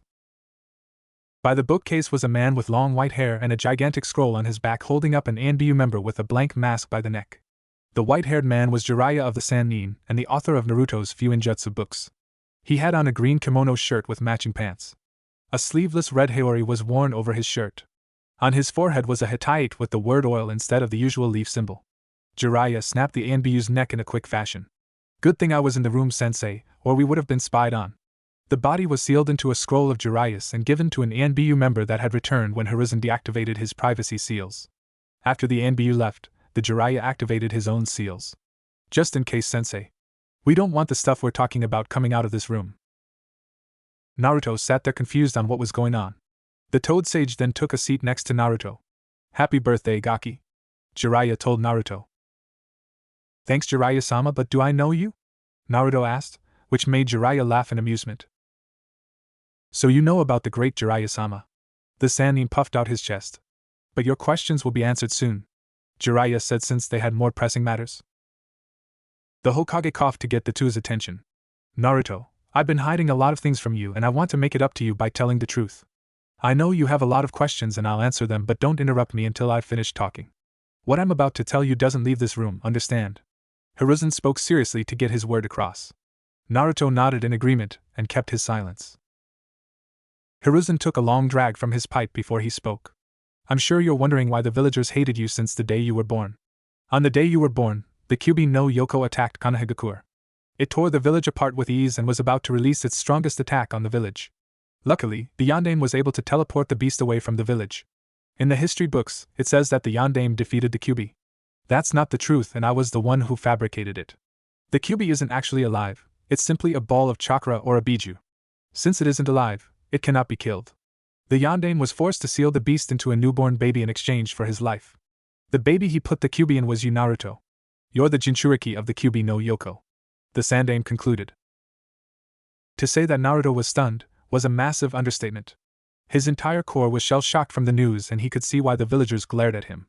They think I'm the Kyuubi, the same beast that killed all of their loved ones. Are they right? Am I the Kyuubi that terrorized Konoha? His thoughts were interrupted by Jiraiya. I've heard that you're learning Fuinjutsu, so you should know the difference between a scroll and a kunai, Jiraiya stated.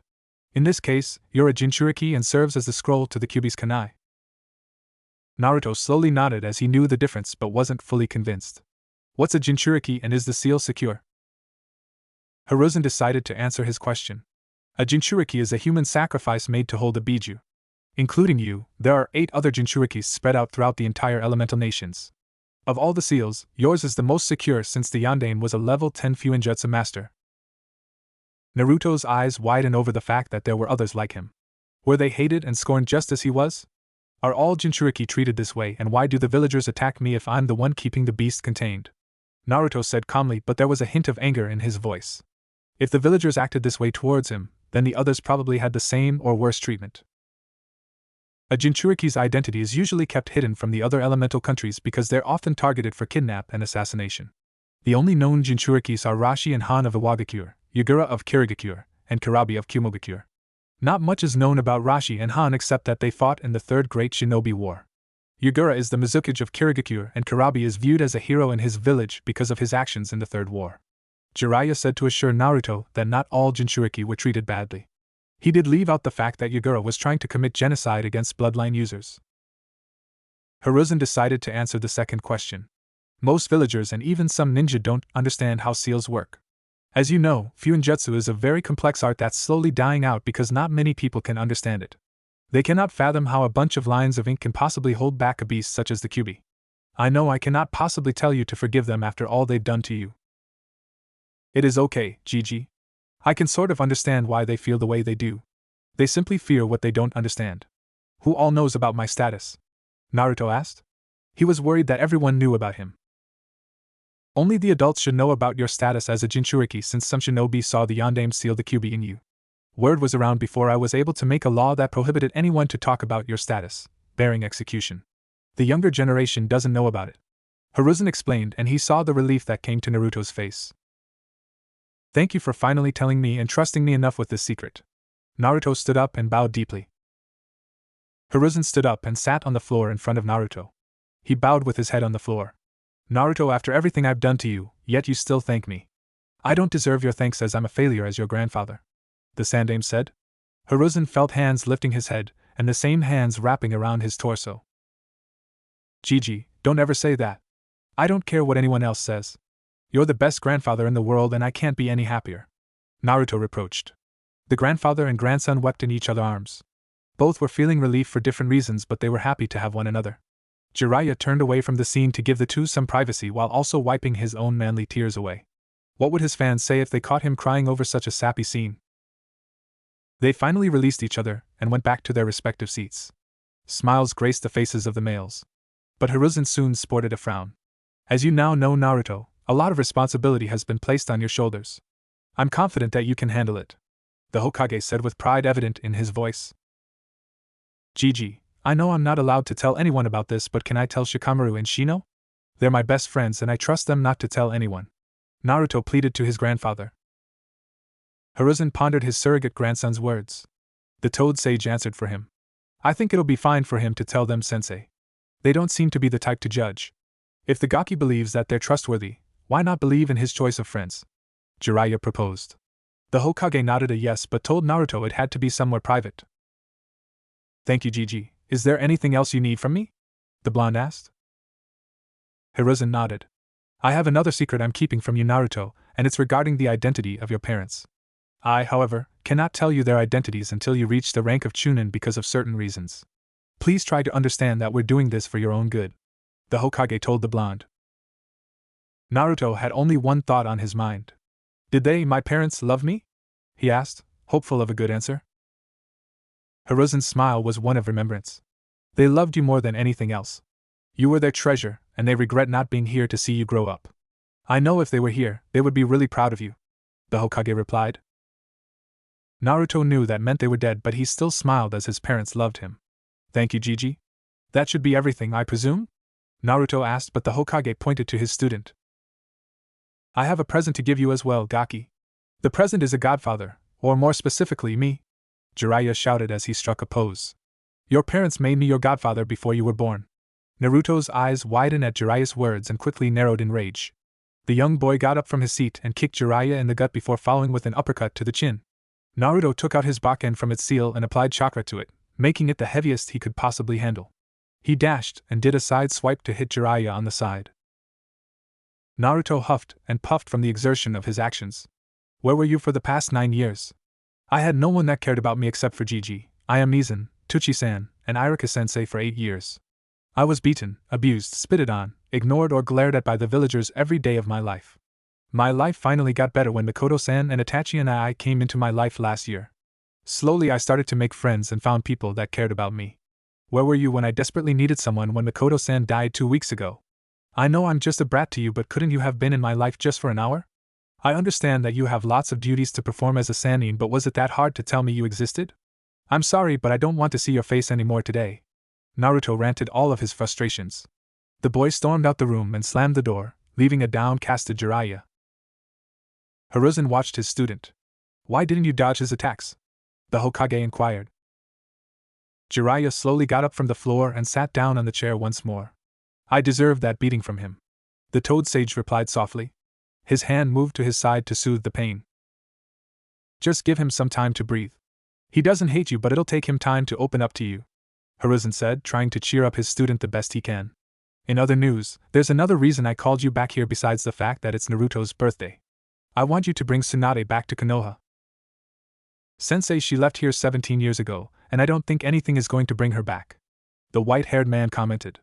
Jiraiya knew that bringing back his teammate was an extremely difficult task, if not impossible. Tell her that I'll pay her debts with my finances and that I'll allow for a medic nin program to be made. If she still refuses, she'll be stripped of her rights as a Sannin and will be declared as a missing nin, Hiruzen responded. Also, tell her that Naruto is alive, he added nonchalantly. Jiraiya slammed his hands onto the desk. Are you trying to get me killed, Sarutobi-sensei?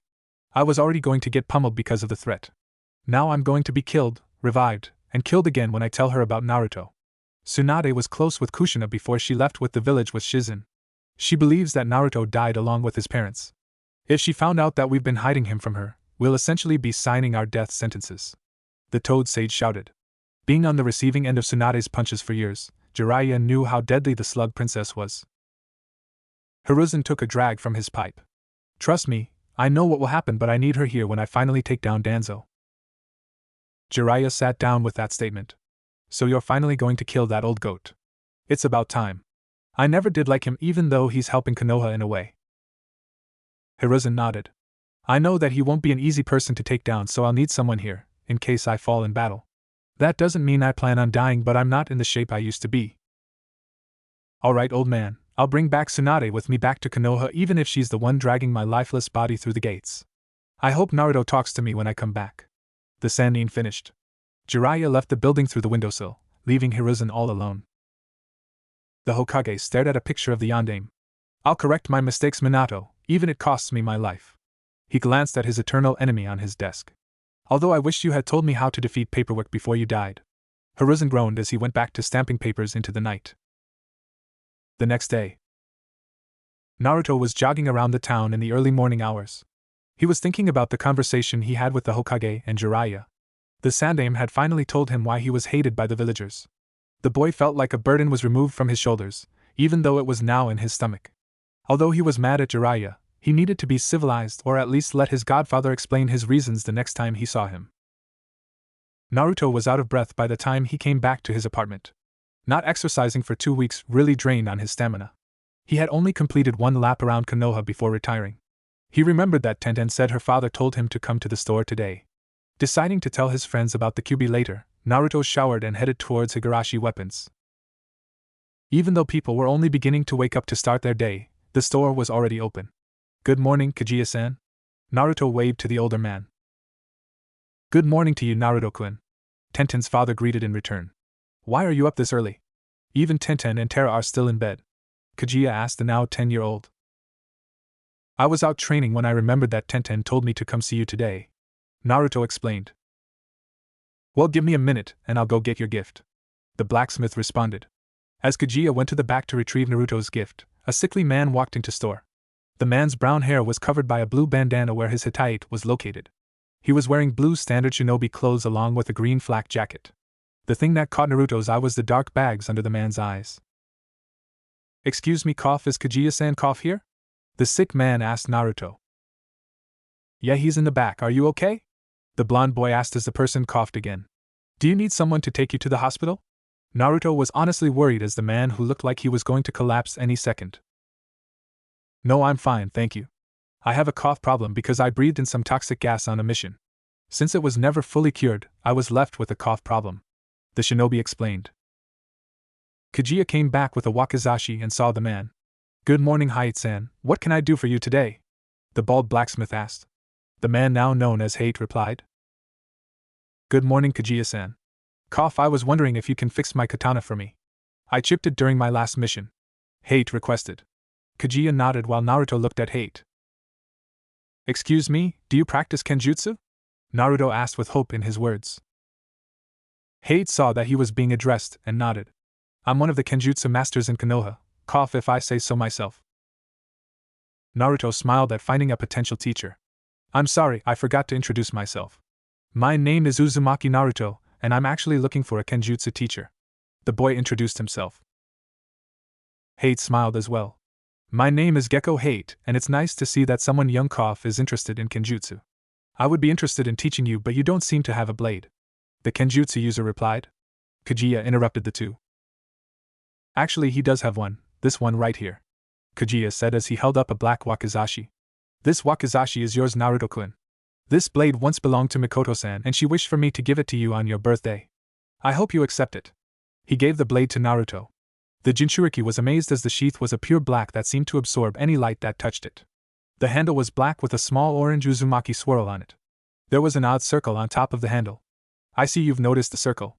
Go ahead and pull on it. Kaguya commented. Naruto did as told and pulled the circle. When he pulled on it, a small kunai came out of the handle. That's one of the improvements I've made towards the blade. If you're in a pinch, the kunai should be able to at least surprise your enemies. Naruto returned the kunai to its place and pulled the blade from its sheath. The wakizashi was a medium-length katana. The metal was a pristine white like it was brand new, and the blade itself was light. Naruto took a few swings with his new blade. The movements were fluid and effortless like the blade was made for him. I see you like it. Mikoto-san asked that I make her katana into a wakizashi for you because it suited you more. Kaguya smiled at the little blonde. She also told me to hand this to you, in case she didn't personally give you the wakizashi. The blacksmith handed the boy a scroll. The blonde boy placed the blade on the counter as he received the scroll. When he tried to open it, the scroll resisted the force. I believe you need to pump chakra in it to open it. Hade advised when he saw that Naruto was having trouble. The boy did as told and pumped chakra into it. As Hade explained, the scroll opened.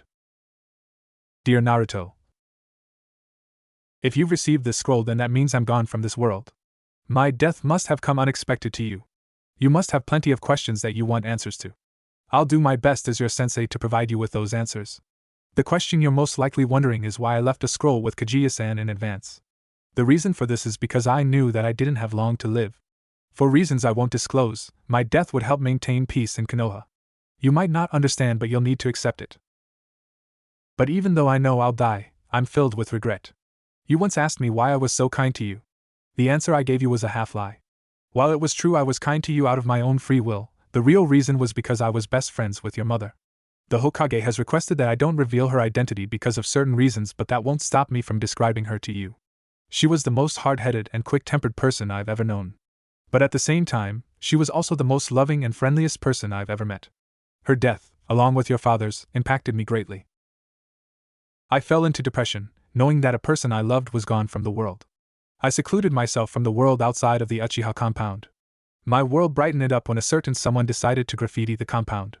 I watched you rigorously clean up, and I couldn't help but think that you deserve a reward for your efforts. That was our first meeting, and that was when I noticed that you were my best friend's son. I offered to train you in order to atone for all the years I've forsaken you. I expected that we would bond over time. What I didn't expect was to see how you were treated by the village. It was as if everyone blamed you for everything that went wrong in their lives. Yet you still turned out to be the sweetest and most forgiving person in the world. I was in awe at how you continued to go on smiling even with all the obstacles placed in your life. The time we spent together was some of the happiest in my life. You brought joy back into my life.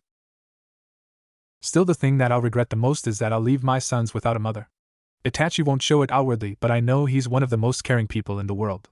He'll regret every day of his life for not finding a way to prevent my death. Sasuke will be left alone in the world, forced to fend for himself. My baby boy will secluded himself from the world, resenting his own weakness.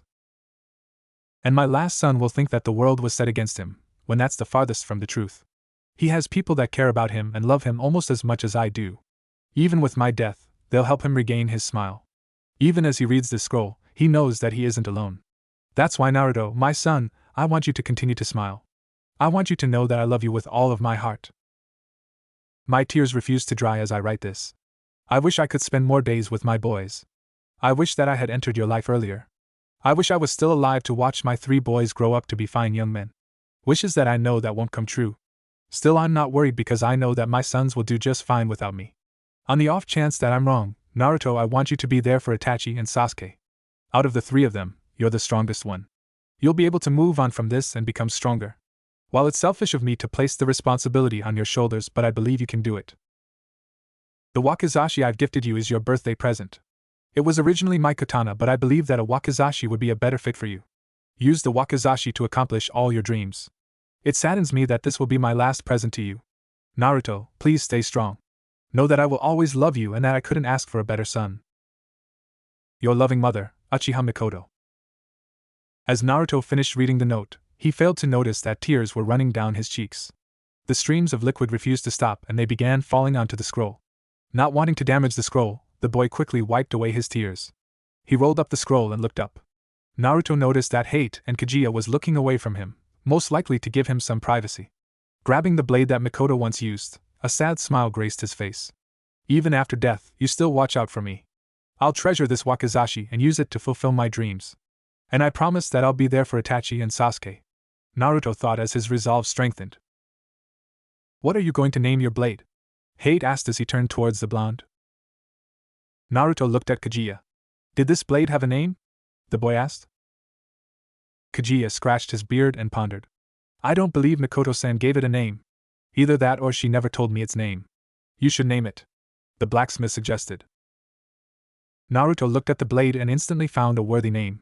This wakizashi will now be called Jogi no Kotoba, words of a ruler, too, in honor of Mikoto-san," the boy said. Both males smiled at the name. "I think that's an excellent name, Naruto," Kaguya commented. "Well, it looks like you have a blade now, Naruto," a lady with long purple hair commented as she came into the store. The woman was wearing a dark green variety of shinobi clothes. On her arms were black sleeves that reached up near her shoulder. She had white wraps on her left leg as well as her feet. Like Hate, she also had a green flak jacket. Yugao-chan coughed. "Sorry it took so long, I wasn't here talking." Hate apologized to the woman. To Naruto, she seemed oddly familiar, like he had seen her before. Looking at her long purple hair, he instantly recognized her. "Cat-san, is that you?" Naruto asked, remembering the cat Anbu that helped him when he was little. Yugao smiled and nodded her head. "Naruto, that's my name when I'm in my Anbu uniform. My name otherwise is Yuzuki Yugao." Yugao introduced herself to Naruto. Naruto nodded before turning to Hate. "Hate-san, can you teach me kenjutsu?" the blonde asked politely. Hate thought for a moment as he handed his katana to Kaguya.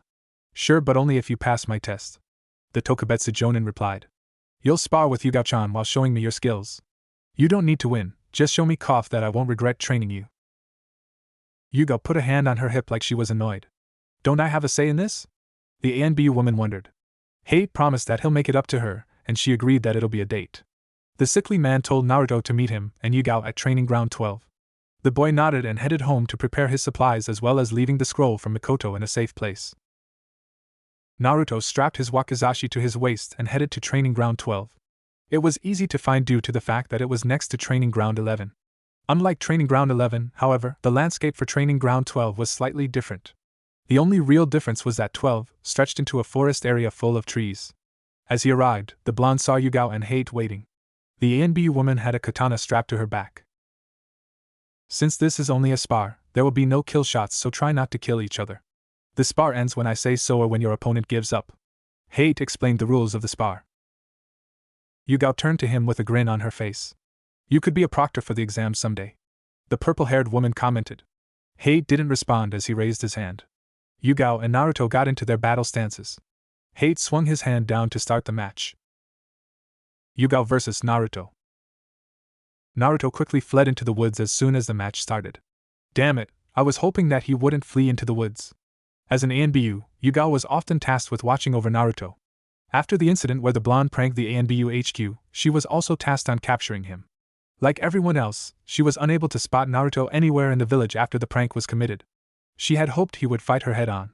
Now she either had to chase after him while running through possible traps or wait until he showed himself. She decided on option third, make him come out. Katon, Hausenka no Jutsu, mythical fire phoenix technique.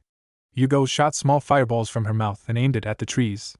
Some trees were burned from the technique, but Naruto still didn't appear. A kunai was thrown from the trees and Yugao easily sidestepped away from it. This time, 2 shurikens came whirling from her left, making Yugao run forward. Despite this action, the shurikens followed her movements. "What? How is it following me?" the woman mused when she saw an odd glimmer from the sun. "He's using ninja wire to control the shuriken's path." Yugao grabbed her katana and severed the connection. From his hiding spot, Naruto waited for the right opportunity to strike. When Yugao turned her back on Naruto, he pounced. The ANBU woman felt a presence behind her, so she drove her left foot into the ground and spun with her right foot in the air. Her foot met a burned piece of wood, and the wood shattered under the pressure. He was able to kawarimi just in time, but how did he get behind me? Her thoughts were interrupted when 2 shuriken attached with ninja wire came from her right and left. She ran forward only for a kunai to come straight at her face. She tilted her body to the side to avoid the flying projectile. Only her instinct saved her from the next attack. Naruto side-swiped with his blade, forcing Yugao to drop to the ground. The blonde swung his blade down but was interfered by Yugao's katana. Yugao, using her superior strength, pushed Naruto's wakizashi back. She pressed her hands on the ground and swung her feet up to her chest. As soon as her knees were over her head, her hands pushed off the ground, allowing her body to sail towards Naruto. The boy crossed his arms across his chest when Yugao's kick planted on his arms. Naruto skidded back from the force of the kicks. He had no time to think as Yugao was already up and pressing him. The purple-haired woman swung her katana in a downward arc and Naruto blocked by raising his wakizashi with his right hand. He instantly grabbed the handle with his left hand and pulled out the small kunai. He flicked the kunai at Yugao's chest, forcing her to dodge by bending backwards. He used Kawarimi to switch places with the kunai and swung his blade upwards towards Yugao's back. With cat-like reflexes, Yugao used her blade to hit the top of Naruto's sword. She flipped her body upright instantly, and swung her sword's handle at Naruto's right hand. The move caused Naruto's hand to tense up, and he dropped his blade. The next thing he felt was Yugao's katana pressed against his neck. "I give up," Naruto said while raising his hand upwards.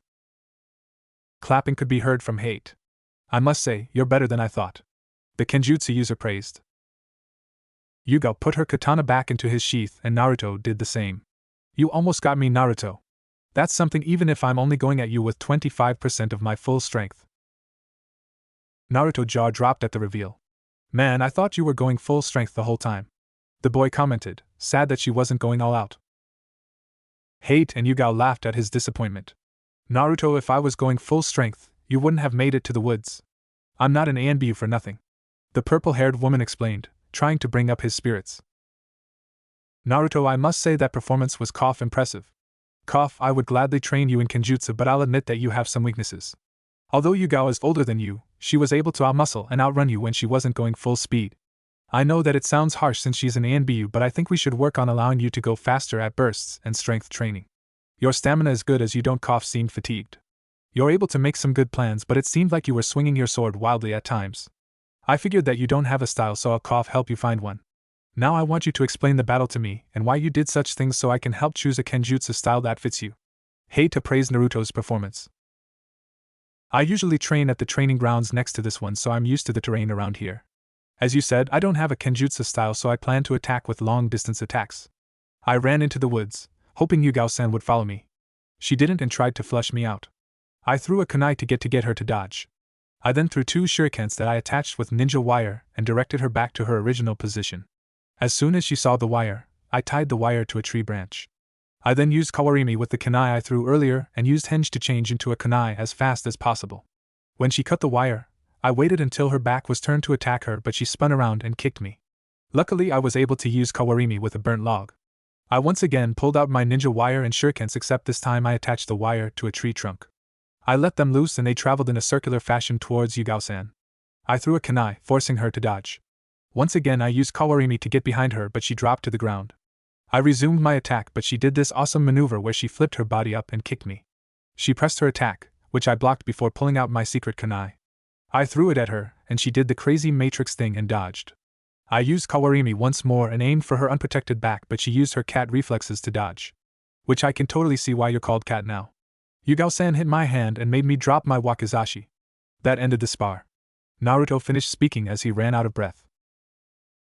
Hate and Yugao stood there accessing what they just heard. No academy student should be able to remember every part of the battle and analyze it, well, except for maybe Inara. They were very impressed with Naruto's intellect both inside and outside of battle. Yugao can see that all those pranks he committed were essentially traps that were harmless. The way he hid and executed his traps were similar to how an ANBU was taught. Hate then spoke to Naruto. "I might have a style for you, but I'll have to look it up to be sure. Let's say we meet here once a week for training on Mondays," the male Kenjutsu user proposed. Naruto nodded and went to retrieve his supplies that he used during the spar. Yugao then spoke out loud. "You've really found a diamond in the rough. He's quite impressive for one so young, but he seems over-reliant on the Kawarimi no Jutsu." Hate shook his head. "There's a reason why, Yugao-chan. After all, he was trained by Kawarimi no Megami," he told her. Yugao was shocked on what Hate revealed. The last person Mikoto helped train was the prodigy Shursui. She then saw why Naruto used that technique so much. He was probably honoring her in his own way. Later that afternoon, after freshening up, Naruto headed to the Aburame compound. He arrived at Shino's place and called for the Aburame heir. Once Shino arrived, the blonde boy told Shino that he needed to tell him and Shikamaru something important. Shino's eyebrow quirked up, but he agreed to come with him. The duo walked to the Nara compound in silence. They arrived to see Shikamaru and Shikaka playing shogi. They all exchanged greetings with one another. "Shikamaru, I need to talk with you about something important, and preferably in private," Naruto said while rubbing the back of his head. Both Shikaka's and Shikamaru's eyebrows rose just like Shino's did earlier. Does he know about his tenant? Maybe the Hokage told him. Anyway, it's too troublesome to get involved, Shikaka thought, missing that Shikamaru said they were going to borrow the privacy room. When the boys were all in the room, Shikamaru activated the privacy seals. "So what do you want to talk about?" The Nara asked his blonde friend. Well, you know how in the books, it says that the Kyuubi was killed by the Yondaime. The truth is that the Kyuubi can't be killed since it's made purely out of chakra. The only way to stop the Kyuubi is by sealing it in a newborn baby. The baby will then become a Jinchuriki, a human container of the beast. The Yondaime was able to seal the Kyuubi into a baby at the expense of his own life. Naruto finished as he gulped down his nervousness. He needed to tell them the next part. So that baby was you, right? The lazy Nara guessed. Naruto spun toward Shikamaru and stared wide-eyed. Judging from your reaction, how the villagers look at you, the graffiti on the walls at your apartment, and how all the adults seem to know something we don't means I'm right. I didn't know the exact reason why, but I would have known eventually. Shikamaru shared his logic with the group. Naruto chuckled nervously. As expected of you, Shika, you really are too smart for your own good sometimes. The Jinchuriki commented. I, as well, suspected something was going on. Naruto looked to the source of the voice, Shino. My Kakachu told me that you seem to have two different chakras. I now know the reason why. The Aburame clarified. Naruto sat there in disbelief. His own friends already sort of knew something about him was different. If what you said is true, then you're just the prison keeping the prisoner within you. Is the seal secured? Shikamaru asked, although he inwardly knew the answer. Yeah, it's the most secure seal out of all of them. The Hokage and Jiraiya of the Sannin told me so. Naruto answered. Well, if they say so, then we don't have anything to worry about, Shikamaru said while Shino nodded. You guys aren't scared of me? You don't believe that I'm the Kyuubi in disguise? The blonde inquired. Naruto trusted his friends, but he needed reassurance. Look, Naruto, you're a very good friend of ours. You're one of the kindest people I know because you always give people a second chance even when they don't deserve it. If you're actually the Kyuubi in disguise, then you're one friendly demon. Shikamaru smirked. As I said once before, you don't discriminate against my clan. You openly listen to us talk about insects while also engaging in the conversation as well. You're an ally to us and will always be until you say so. Shino chimed in. Naruto grabbed both of them and gave them a big hug. I knew I could trust you guys, thank you so much for accepting me. Oh, and you can't tell anyone about this because it's an S-class secret. Naruto added with a huge smile. Shikamaru just muttered a troublesome while Shino answered with silence. Naruto, Shino, wait here for a second. I also got something I want to show you, Shikamaru said after he pried himself from Naruto. He then left the room, only to come back with a book and handed it to the blonde. Shikamaru then motioned Shino to sit next to Naruto while he sat on the other side. When I said I didn't have a present for you, I was only telling you a half-truth. I didn't have your present because it wasn't ready yet, Shikamaru explained. Naruto then opened the book Shikamaru gave him. Inside was a picture of Shikaku, Yoshino, the Yondaime, and a red-haired woman. Shikaku was standing next to Yoshino while the Yondaime stood next to the red-haired woman. The picture had writing that said, "From the Red Hot Habanero." I accidentally saw this picture in one of my family's old photo albums when I was forced against my will to help clean a few weeks ago. It was tucked in the back so you wouldn't see it if you didn't look carefully. I was curious, so I asked my parents about it. They simply took the picture from me and told me not to worry about. That only further intrigued me, so I went to the library and I found out her name. Her name was Uzumaki Kushina, and I believe that she's your mother. Before Naruto can comment, Shikamaru continued. That wasn't even the most surprising thing. It said that her son was presumed dead along with her. If you look at the picture, your mom and the Yondaime seem close. That's because they actually are close. Uzumaki Kushina's husband was Namake's Minato, in other words, the Yondaime was your father. Silence engulfed the room as Naruto showed no outward reaction to the shocking revelation. Shikamaru had his head down on the table, waiting for Naruto's words to break the quietness. Shino had initially showed a reaction to the discovery, but he schooled his face back to normal. The blonde boy stared at the picture so intensely, it was as if he was trying to burn it with his eyes. What was he supposed to say after discovering the fact that his idol was actually his father? This woman is my mother, and the Yondaime is my father. Mikoto-san said that my mother had red hair, which this person has. How do I know Shika knows what he's talking about? Naruto shook his head free of those thoughts. Of course he knows what he's talking about. Why did my dad seal the Kyuubi within me? Did he hate me for some reason? Gigi told me that he loved me, but what am I supposed to believe? Naruto. I said Naruto. The Jinchuriki was broke from his stupor and looked towards Shikamaru, who had called his name. Do you want to talk about it? The Nara boy asked. Naruto was unsure of what to do. He obviously trusted his friends. The trust had strengthened further when they accepted that he was the Kyuubi's Jinchuriki. I'll go grab some tea. You want some Shino? Shikamaru got a nod from the Kakashi user and left the room. Naruto collapsed onto the tatami floor. Many things had occurred in such a short span. The Uchiha massacre, the Kyuubi secret, and now the discovery of his parents' identities. Shikamaru came back a minute later, carrying a tray with 3 teacups on it. Each boy took a sip from their cups and instantly relaxed. Thank you for finding out for me, Shikamaru. Hokage Jiji told me that he would tell me their identities when I became a Chunin. I understand why now, since they probably made tons of enemies that would do anything just to kill me, but I'm honestly glad that I was able to find out sooner. Naruto's words came out smoothly as a small smile plastered onto his face. What do you plan to do with this information, Naruto? Would you ask for your inheritance or choose to remain silent? Shino asked his friend. I honestly didn't even think about my inheritance until you mentioned it. I think I'll keep silent because I know I'm not strong enough to handle most of my parents' enemies. To get to me, they would target my closest people. There's no way they're going to attack the Hokage, so that means you too. Naruto explained, pointing to his friends. Troublesome. The Nara voiced his displeasure. Naruto and Shino laughed at Shikamaru. Instantly the pineapple-headed boy and the whiskered boy stared at the other boy in the room. Oh Kami, the world's going to end. Shino openly laughed at something. Naruto thought. Noticing the stares, Shino instantly returned to stoic face and stood up. He glared at them from behind his sunglasses. That doesn't leave this room ever. Do you two understand? Shikamaru and Naruto caught the subtly threat that hanged in the air. Well, you're right about one thing. No information is going to leave this room, Shikamaru said to ease the tension. They all nodded and left the room as if sensitive information wasn't discussed. Shino returned home for dinner while Naruto was forcibly told to stay for dinner by Yoshino. 2 months later. Naruto ducked and weaved through buildings while trying to escape his pursuer. The blonde hid in the shadows and pressed his body up against the wall. Quickly catching his breath, he tried to think of an escape plan, but his thought process was interrupted. A kunai grazed his cheek and his assailant was situated directly above him. The boy fled the scene without looking back. He needed to get to the Hokage Tower as that was one of his safe havens. He ran into the crowd and quickly used henge to change into a civilian. He casually walked, blending in with the villagers. Naruto headed straight towards Training Ground 7, hoping to shake off his enemy by going an alternative route. As he passed the grounds, ninja wire surrounded him and a disguised Naruto was tied up. Got you, Gaki, the assailant declared. A devilish smile was on his captor's face as she walked towards him. Her outfit did little to hide her modesty from the world.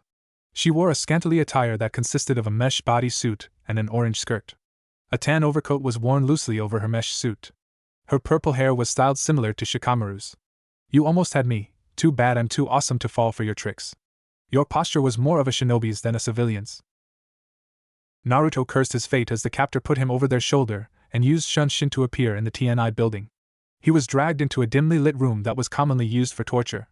The blonde was placed on a chair and across from him sat 2 pissed-off men. Good job on catching Naruto, he's known to be able to escape from even ANBU. Inoichi congratulated the snake mistress on a job well done. Unlike what he wore to the birthday party, Inoichi wore his jonin attire. Like he can escape from me after what he did. Mitarashi Anko smirked. Uzumaki, a deep voice that belonged to Marino Ibiki, got the blonde's attention. The chief of the TNI division's black jacket came into view. His blue bandana covered his scarred head from the world. What were you thinking when you decided to replace our tools with non-harmful versions? Ibiki glared at the boy. Naruto had decided to prank the place where criminals were regularly interrogated.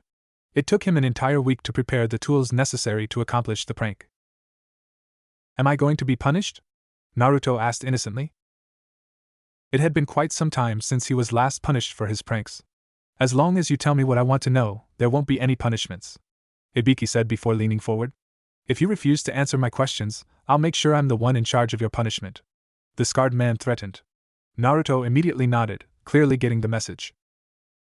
How were you able to get into this building and replace our tools undetected? Inoichi asked the question. I used henge to change into you, Inoichi-san. I then went around talking about Ino with all of your coworkers. Ino told me that's what you usually do at work besides interrogating, the blonde boy replied. Inoichi looked away in shame, avoiding Ibiki's and Anko's gazes. Naruto continued his explanation. I left the building after remembering the layout and where the tools were kept. I brought lots of clay and molded the clay to have the exact same weight and shape as your tools. I painted the clay with a silver color and glazed it over to give it a metallic shine. I snuck back in as one of your coworkers who had conveniently gotten sick with a stomach ache that day. I stole your tools and replaced them with my clay ones before leaving. I got caught by this lady a couple of hours later. the Jinchuriki explained. Also, I should remind you that you weren't allowed to take me in since you have no evidence to use against me. If I didn't confess to my prank, then you guys would be explaining to the Hokage why you unlawfully captured and interrogated a civilian. The boy boldly told them. Why do you believe we didn't find evidence? Inoichi asked since it was true that they didn't find any evidence. Easy, you didn't call Ambu to bring me in. Naruto replied with a smirk. The three interrogators had a huge headache thanks to the little blonde. No wonder no one attempted to capture him if they were even able to find him. Anko, untie him so we can get our tools back. Ibiki ordered as he rubbed his temples to soothe the pain of being outsmarted by a 10-year-old. No need for that, Naonuk no Jutsu, rope escape technique. Naruto escaped from his bindings and pulled out a scroll. From the scroll, several instruments commonly used by interrogators came out. Gaki, you were able to escape this whole time? Anko asked, bewildered by the kid in front of her. Of course. You aren't the first person who had managed to tie me up. I just wanted to see what it would be like to get interrogated by professionals. Naruto answered while explaining his reason. Inoichi could clearly see that Naruto's thought process was completely different from a normal 10-year-old. Hey, you never did tell me what happened when you used the clay to injure your so-called victims. Anko decided to answer this question. I was scaring the wits out of this guy, and he was just about to spill. I grabbed a senbon, intending to stab him in the knee. Instead of drawing blood, the senbon bent from contact. Both the guy and I stared at each other before we started laughing. He laughed. I laughed. I then knocked him out with a punch to the gut, and began hearing that everyone else was having the exact same problem. She recapped what happened earlier today. Naruto busted out laughing at their predicament. If there's one thing that we can get out of this, is that we can now psychologically scare our prisoners since they won't be able to tell the difference between the real and fake tools. Ibiki grinned manically for seeing the silver lining in this event. Inoichi and Naruto's sweat dropped at Ibiki's happiness. Man, you guys really know how to scare people. Naruto commented as an idea popped into his head. Do you think I can help interrogate someone? Inoichi was flabbergasted at Naruto's question. Why do you want to interrogate someone, if I may ask? The blonde man inquired, not liking the fact that his daughter's friend wanted to interrogate a person. Naruto smirked before pulling out a scroll that contained the book, Shinobi Basics 101. This book says that a shinobi must always control their emotions out in the field. If you let your emotions get to you, you're more likely to make mistakes. I figured that if I was able to manipulate my opponent's emotions, then I'll have a better chance of winning. Anko and Ibiki smiled at his logic. The ability to get under someone's skin was quite useful. An enemy could get caught up in your words, actions, or even clothing. That was why Anko dressed so scandalously and teased people. Ibiki had a hardened gaze along with an imposing build that deterred enemies. Sorry Gaki, but you have to be a part of the division to actually interrogate someone. Anko replied as she killed Naruto's chances with that. Do you happen to have any books or scrolls regarding the subject? Naruto asked since he wasn't going to interrogate anyone anytime soon. I actually think you have the right mindset regarding controlling your emotions, but I don't think you should try to manipulate your opponent's emotions. If you accidentally misjudge how a person is going to react, then that can mean your death. I have seen people taunt their opponent, only to be dead when their opponent went off in rage. Inoichi reasoned with the fellow blonde. What Inoichi says is right. You should spend your time observing your opponent instead. Information is very vital to a shinobi due to the fact that any piece of information can save you from death. Of course, not all information is correct, so you'll have to determine which one's real or fake. For example, when you look at me, what kind of fighter do you see? Ibiki asked Naruto. To me, you're mainly a ninjutsu expert that also excels in taijutsu. Naruto answered after looking at Ibiki. Ibiki smirked at the answer. I'm actually a genjutsu expert that excels in ninjutsu. The imposing man replied. Naruto was perplexed because Ibiki didn't seem the type to use genjutsu. Ibiki saw that Naruto was slightly confused. That information is false. I simply wanted to see your reaction. I'm really a shinobi that excels in shuriken jutsu, genjutsu, and ninjutsu, but I'm not an expert in any field. Naruto was dumbfounded that he was tricked so easily. This time, Anko decided to chime into the conversation. As Ibiki said, information to a shinobi is very vital. The only way to counter that information is deception. Deception is the key to luring your opponent into a trap and tends to be more effective than taunting. As a prankster, you know about deception since you used the henge to blend into the crowd. You took another route, knowing that I can't stop you if you're at the Hokage Tower. She informed. Naruto realized he was using deception without realizing it, and how effective it was. So you're saying that if I look weaker, my opponents are bound to underestimate me. Since they underestimate me, it gives me multiple chances to deal a fatal strike. The boy summarized.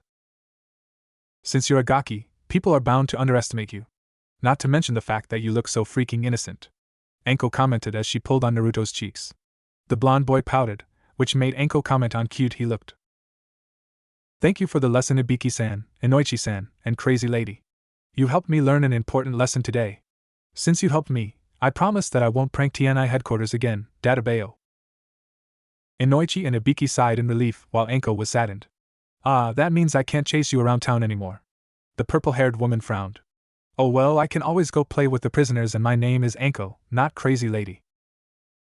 Naruto snorted at her. Fine, Crazy Lady, I'll try not to call you Crazy Lady, he sarcastically replied. Anko pulled out a kunai, which prompted Naruto to bolt the hell out of there. Wait, Gaki, who told you that you can leave? Come back here! Anko shouted as she gave chase, leaving the two male interrogators by themselves. I feel sorry for Naruto, Anko finally found someone to play with, Inoichi said while Ibiki agreed on the sentiment. 3 weeks later. Yugao was heading to Dangoya to meet up with her friends. The ANBU Kunoichi was enjoying a rare day off from duty. Usually she would spend it with her boyfriend, Hate, but he was away on a mission. This led to her having a rare girls' day with her friends. As she entered the dango shop, her eyes spotted a patch of yellow hair. Naruto-kun, what are you doing here? She asked the boy that had become like a little brother to her. It had been almost 3 months since Naruto came under the tutelage of Hate. Hate taught the blonde a version of the Konoha Ryu, leaf style, that relied on Naruto's stealth ability and mastery of the Kawarimi no Jutsu, Henji no Jutsu, and Kakuremino no Jutsu, cloak of invisibility technique. The original Konoha Ryu used distractions and illusions to overwhelm the opponent. Naruto's version attacked the opponent's blind spots from various directions before hiding again. The boy had promptly called his sword style, Kage-ai Ryu, Shadow Quick Draw style. Yugao thought the name was fitting, considering that most of the attacks were those of the quick draw variety. While Naruto was learning the style rapidly, the sword style had a major flaw. As the objective was to hit and run before the opponent could counterattack, fighting in an open area with no places to hide proved to be a weakness. A straight-up fight wasn't ideal for someone of Naruto's skill set. Luckily, Hate had devised a way to avoid such a situation. Her boyfriend worked on his pupil's speed, acceleration, and ability to quickly draw out the wakizashi. Speed was primarily used to catch up to or flee from the opponent. Acceleration was for when Naruto was ready to attack and needed to close the distance. Drawing out the wakizashi was used when an enemy was able to catch him off guard or to attack swiftly. If he was able to draw his blade fast enough, the blonde would be able to defend or attack. Yugao would sometimes come by and help with the blonde's training. The ANBU woman told him about her and Hayate's past.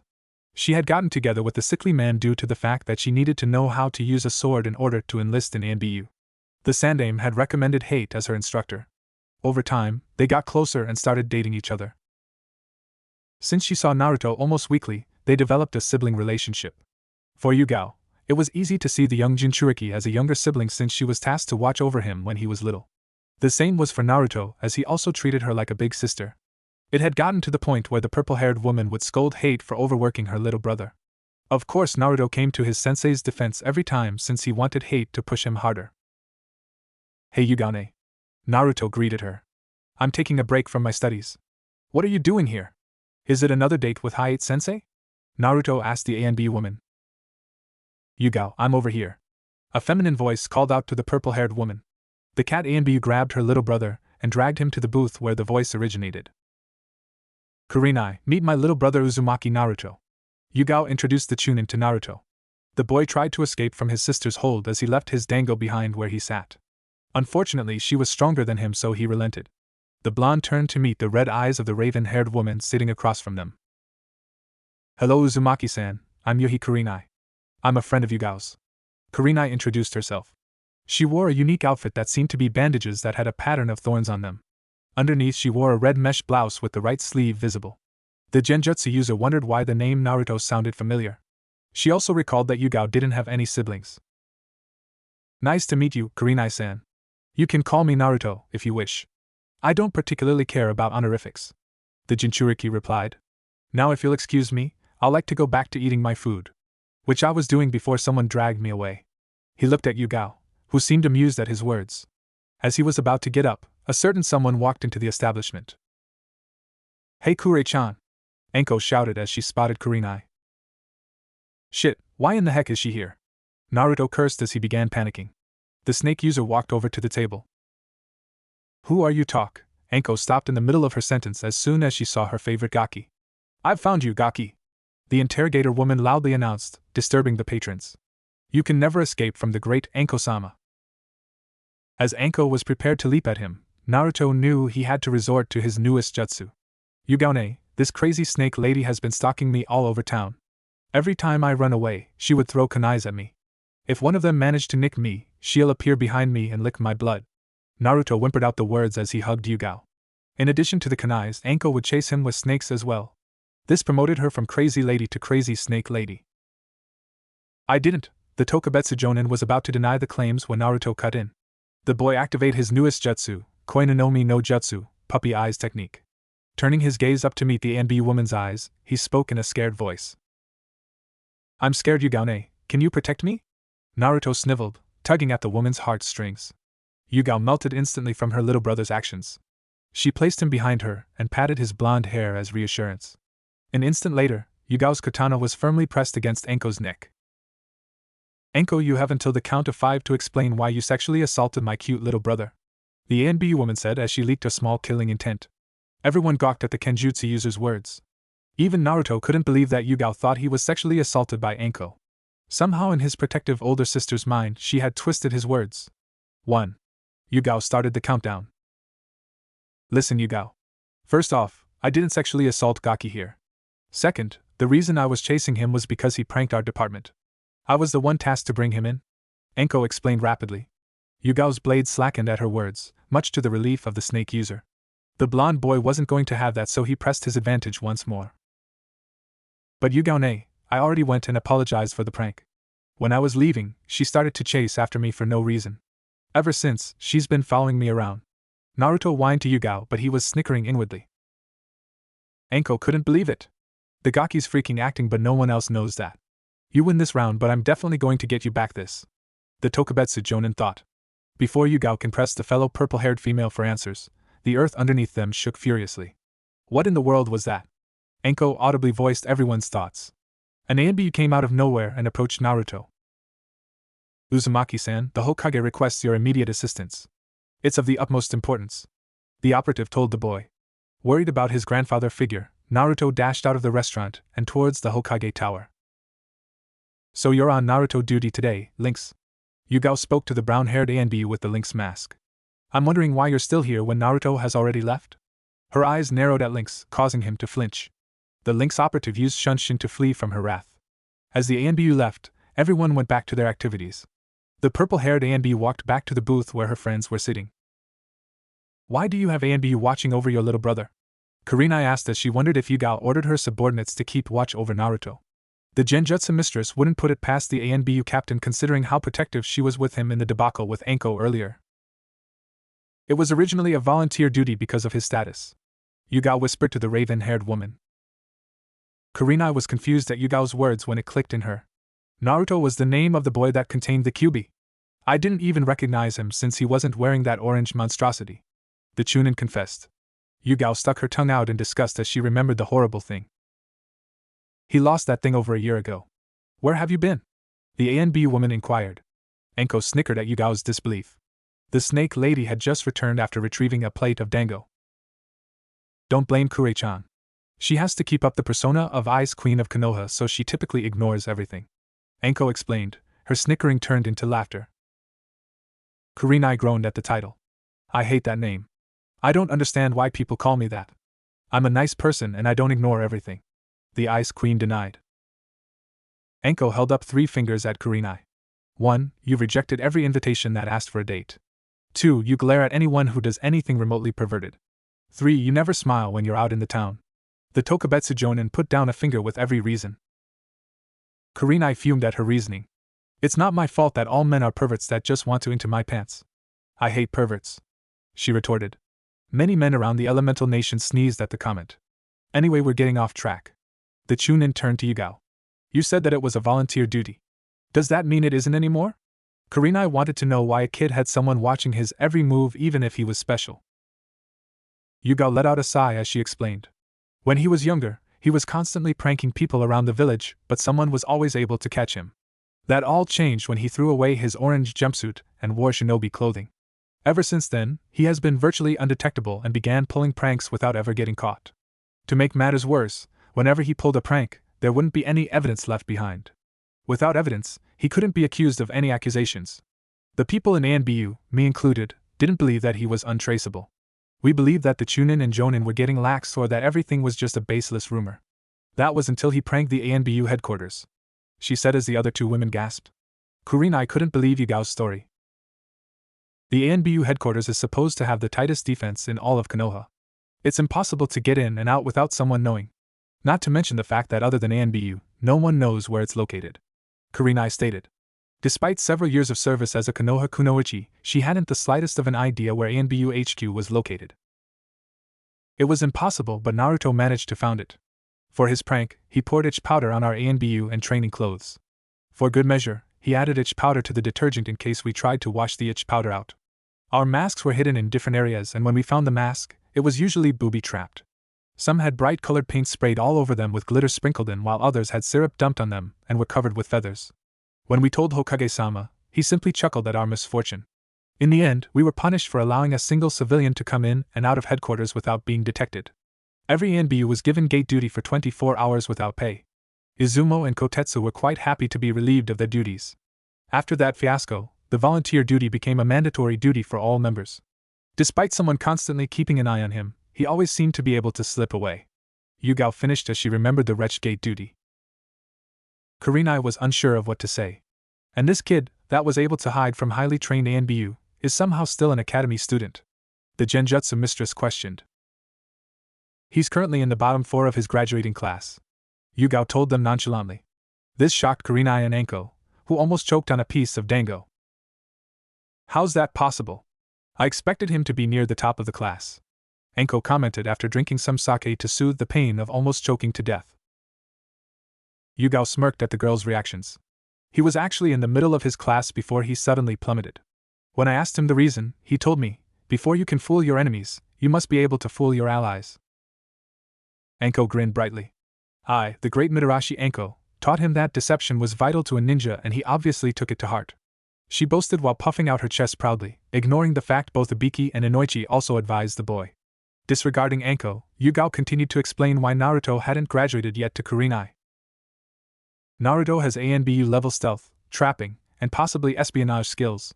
His high level of intelligence and creativity makes him a tricky opponent. His stamina or chakra level is that of a low chunin, but I expect him to have jonin levels when he graduates. Naruto has a great mastery over the Kawarimi no Jutsu, Henji no Jutsu, Kakuremino no Jutsu, and Noanuk no Jutsu. He's able to use the last 3 without hand addition. He's a level 2 Fuinjutsu user and will most likely be level 3 in a few months, Yugao informed. Those skills alone makes him worthy enough to be a genin. I still don't see why he hasn't graduated early, Kurenai commented, but the purple-haired ANBU shook her head.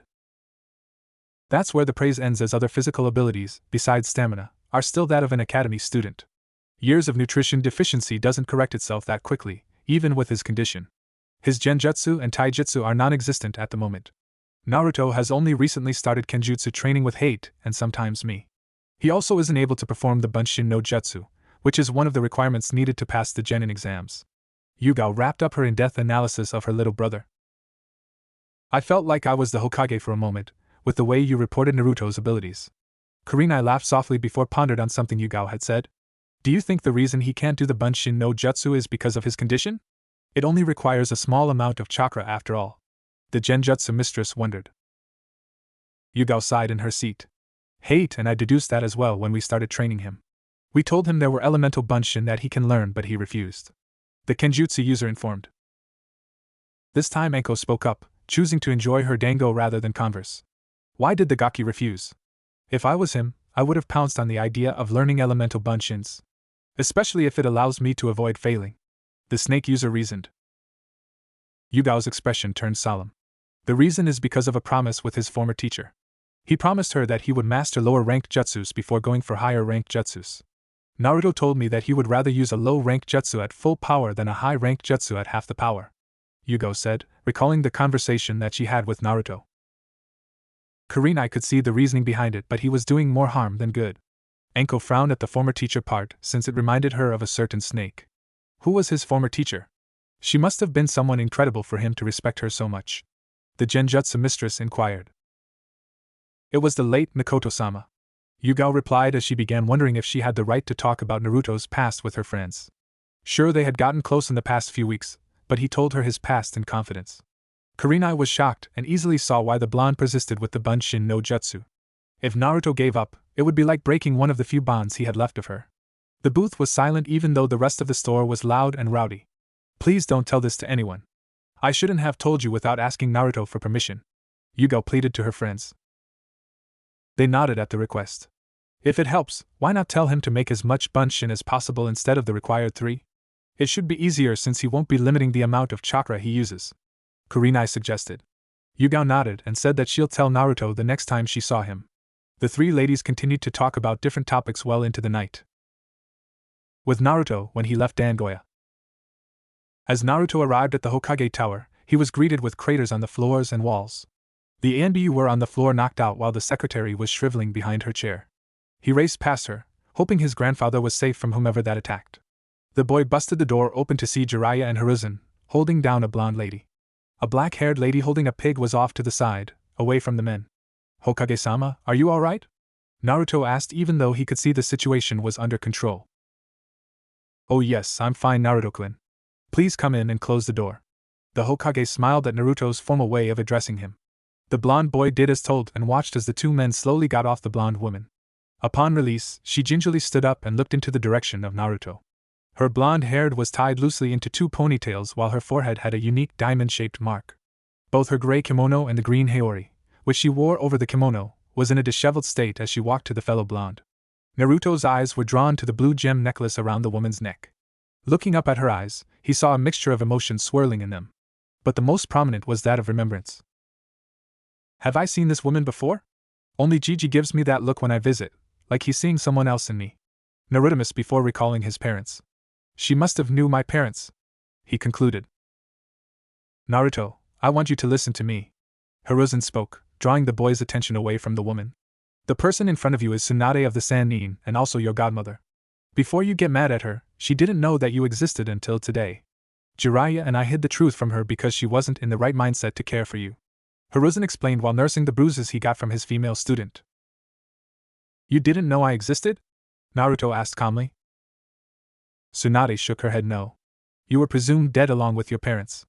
I figured that you died since my sensei would have told me if you were alive. At least I thought he would have told me. She scoffed out the last sentence. His godmother sat down on the floor in front of him. Anyways, I should introduce myself. My name is Senju Tsunade, one of the 3 legendary Sannin and the last of the Senju clan. I'm known as the best medic in the world, she said, hoping to give a good impression. Haim is also known as the legendary sucker as she's the worst gambler in the world. Jiraiya butted in. Nobody asked you. Tsunade rebuked her teammate. Clearing her throat, she turned back to her grandson. Now tell me a little about yourself. Naruto sat down on the floor as well. I'm Uzumaki Naruto, the village pariah and one of the few Uzumaki in the world. My dreams are to one day become Hokage and to keep all of my promises. In my spare time, I like to pull pranks, train, and read books. Naruto started out softly but grew louder as he finished. A second later, the black-haired lady sat down next to them. Hello Naruto-kun, my name is Shizen and this here is Tantan. Shizen introduced herself. She was wearing a long bluish-black kimono that was held together by a white sash. Tantan had a dark red jacket and a necklace of pearls. Buhi! Tantan called happily as she stepped to Naruto. The blonde boy petted the pink pig, earning another buhi. I hope I didn't interrupt. I wanted to introduce myself since I'm Tsunade-sama's apprentice. The black-haired medic Nin apologized. It's okay Shizen-san. I was wondering who you were. Naruto admitted. Please don't call me San, it makes me feel older than I actually am. Shizen sighed as she told the blonde. What shall I call you then? Naruto asked, which made Shizen put a finger to her chin in thought. How about Shizen-ichan? I've always wanted a little brother. Shizen remarked. Naruto's smile increased. Hi Shizen-ichan, what should I call you godmother? He said while addressing Tsunade. How about calling me Tsunade-chan? She suggested, which made Naruto look at her weird. He remembered reading that she was Jiraiya's teammate. Aren't you as old as Jiraiya? He inquired, adding a tick mark to Tsunade's forehead. How come you look so pretty? Naruto asked, unknowingly saving himself from pain. Tsunade smiled warmly at the younger blonde's question. What you see is an advanced form of Henji no Jutsu along with a small Genjutsu. Tsunade explained. Naruto wanted to learn the technique as well but remembered that he had no experience with Genjutsu. Plus he still needed to find a way to perform the Bunshin no Jutsu. Can I just call you Tsunade-bachan since it's easier for me? He questioned. The question earned him a light punch to his head from Tsunade.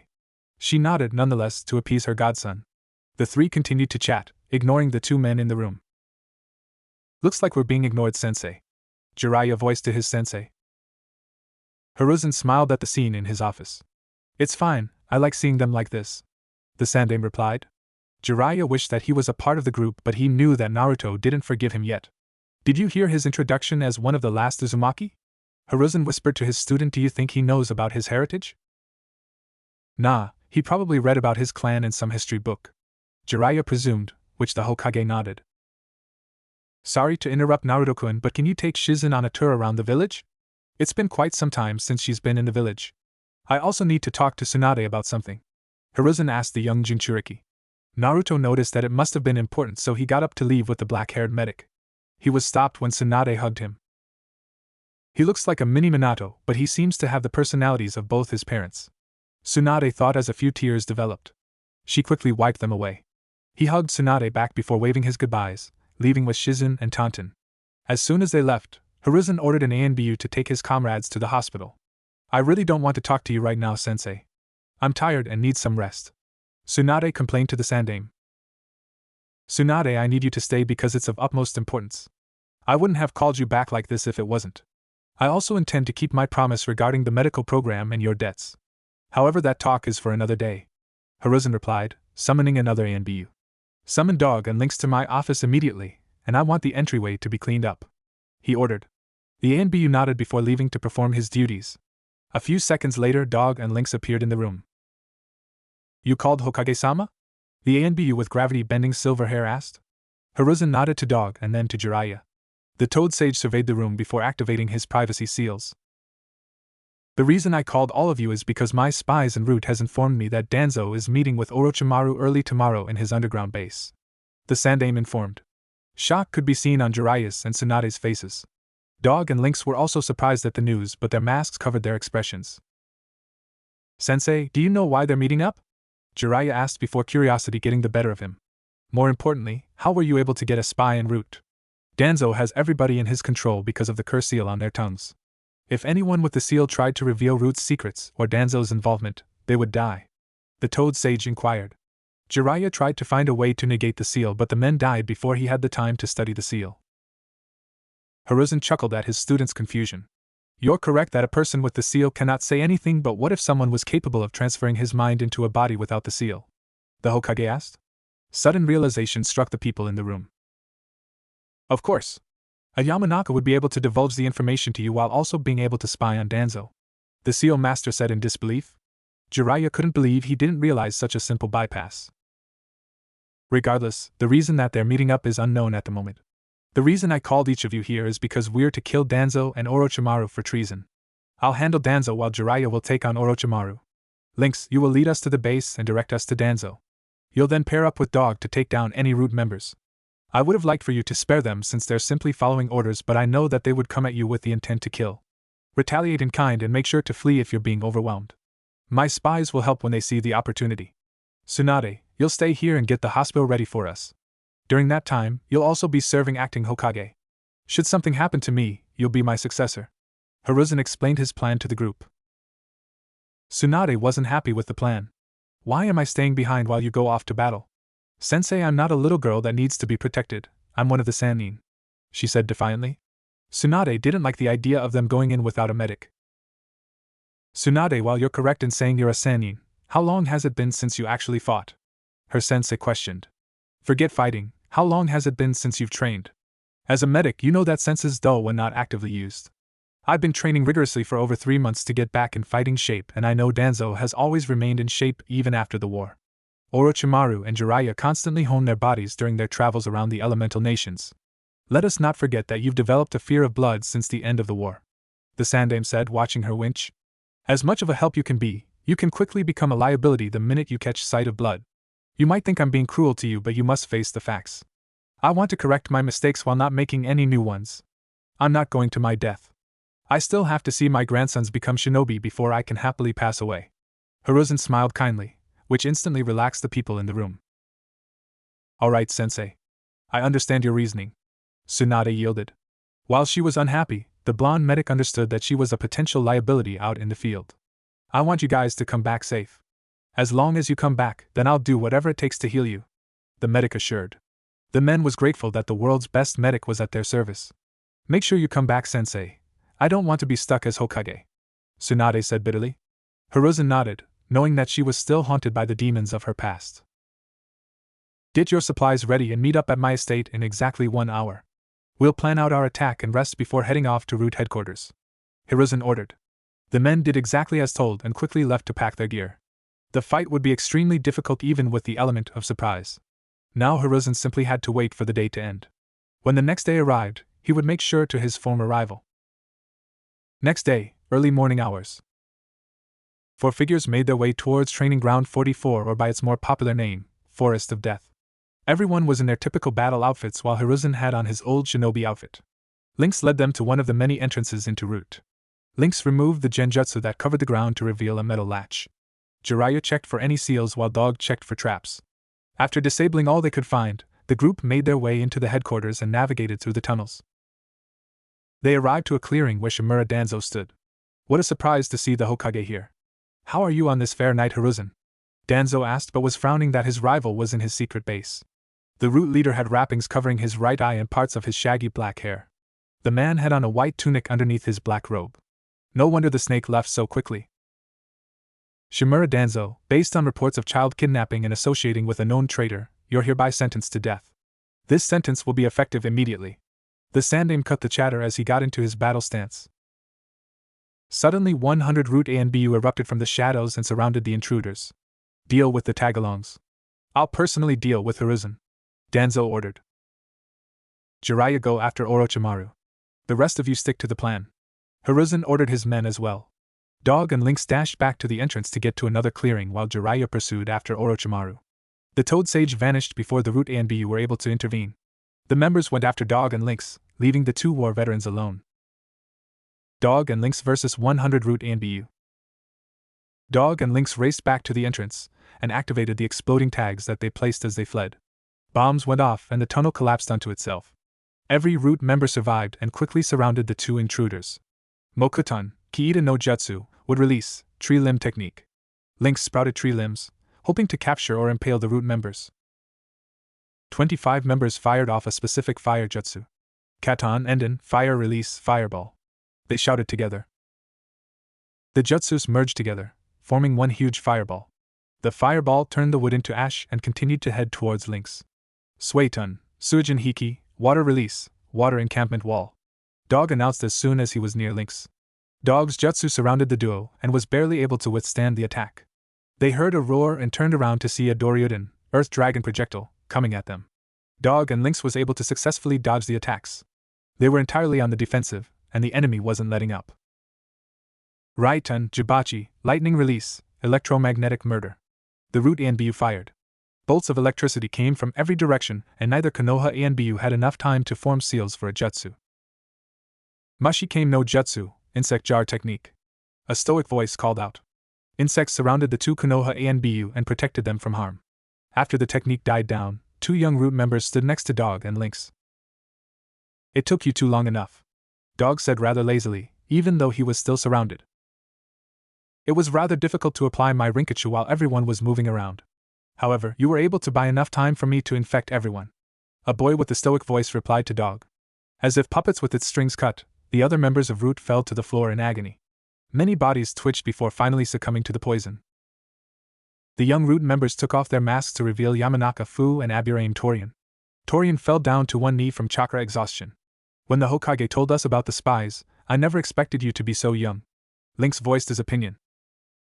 When we were asked to join Root by Danzo's request, the Hokage gave us an espionage mission to discreetly spy on Danzo. Our abilities made it easy to access Root's secrets. Fu explained. Torian stood upright and steadied his breathing. Even the most secure places have insects within them. That includes root headquarters as well. I am able to talk to other insects, which allowed me to spy on Danzo even though I am not a senior member. Fu would then proceed to enter my mind with his clan techniques. When we went on missions, Fu would go into the mind of a random civilian and relay the information to Hokage-sama. Good job you two, but you have new orders from Hokage-sama. You'll lead me to where the kidnapped kids are located. You'll then flee with them and be treated at the hospital. This was originally Lynx's orders, but that changed when we collapsed the tunnel. Lynx, go assist Hokage-sama immediately. Dog relayed his orders. Lynx merged into the ground and quickly disappeared from the others. Follow me, Dog-san, Fu said, and the trio left, leaving behind the bodies of 98 dead Root NBU. Hiruzen vs. Danzo.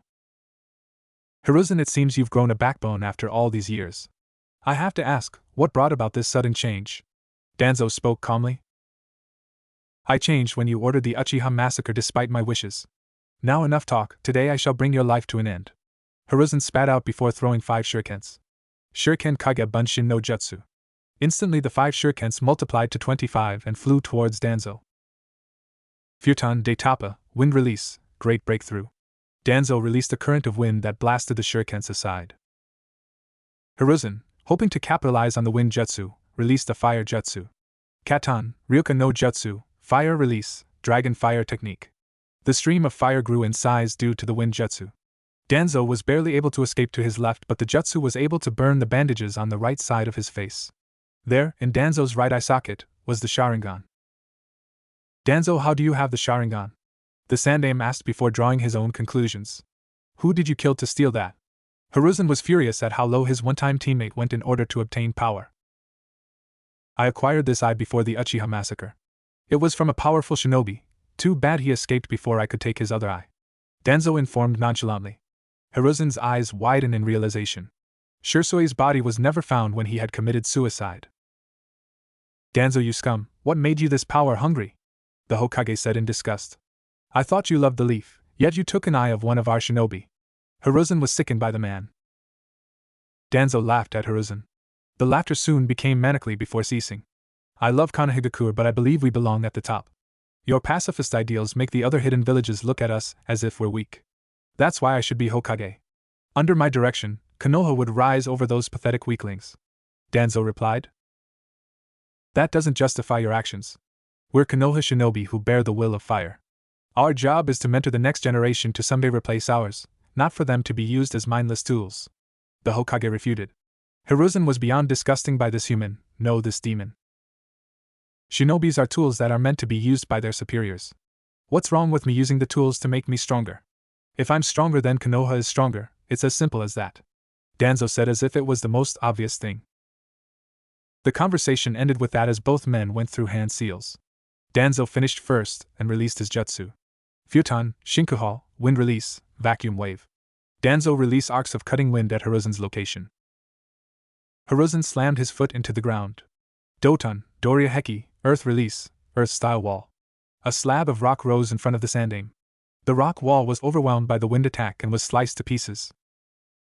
This, however, gave Hiruzen enough time to dodge and slam his palm onto the ground. Kuchios no Jutsu, summoning technique. Out of the smoke came Hiruzen's summon, King Enma. Not to be outdone, Danzo summoned his own summoning animal. A giant Baku rose from the smoke. Let's go Enma, Henge, Kongonia, transformation, adamantine staff. King Enma changed into a black staff and was placed in Hiruzen's hands. Hiruzen charged and swung his staff at a variety of angles. Danzo was able to dodge due to the Sharingan's abilities. Eventually the Sandaime relentless assault was able to hit Danzo across the neck, making it snap. Danzo turned to smoke and was replaced by a piece of rock from Hiruzen's Doria Heki. He used Kawarimi at the last possible second to replace himself with the rock.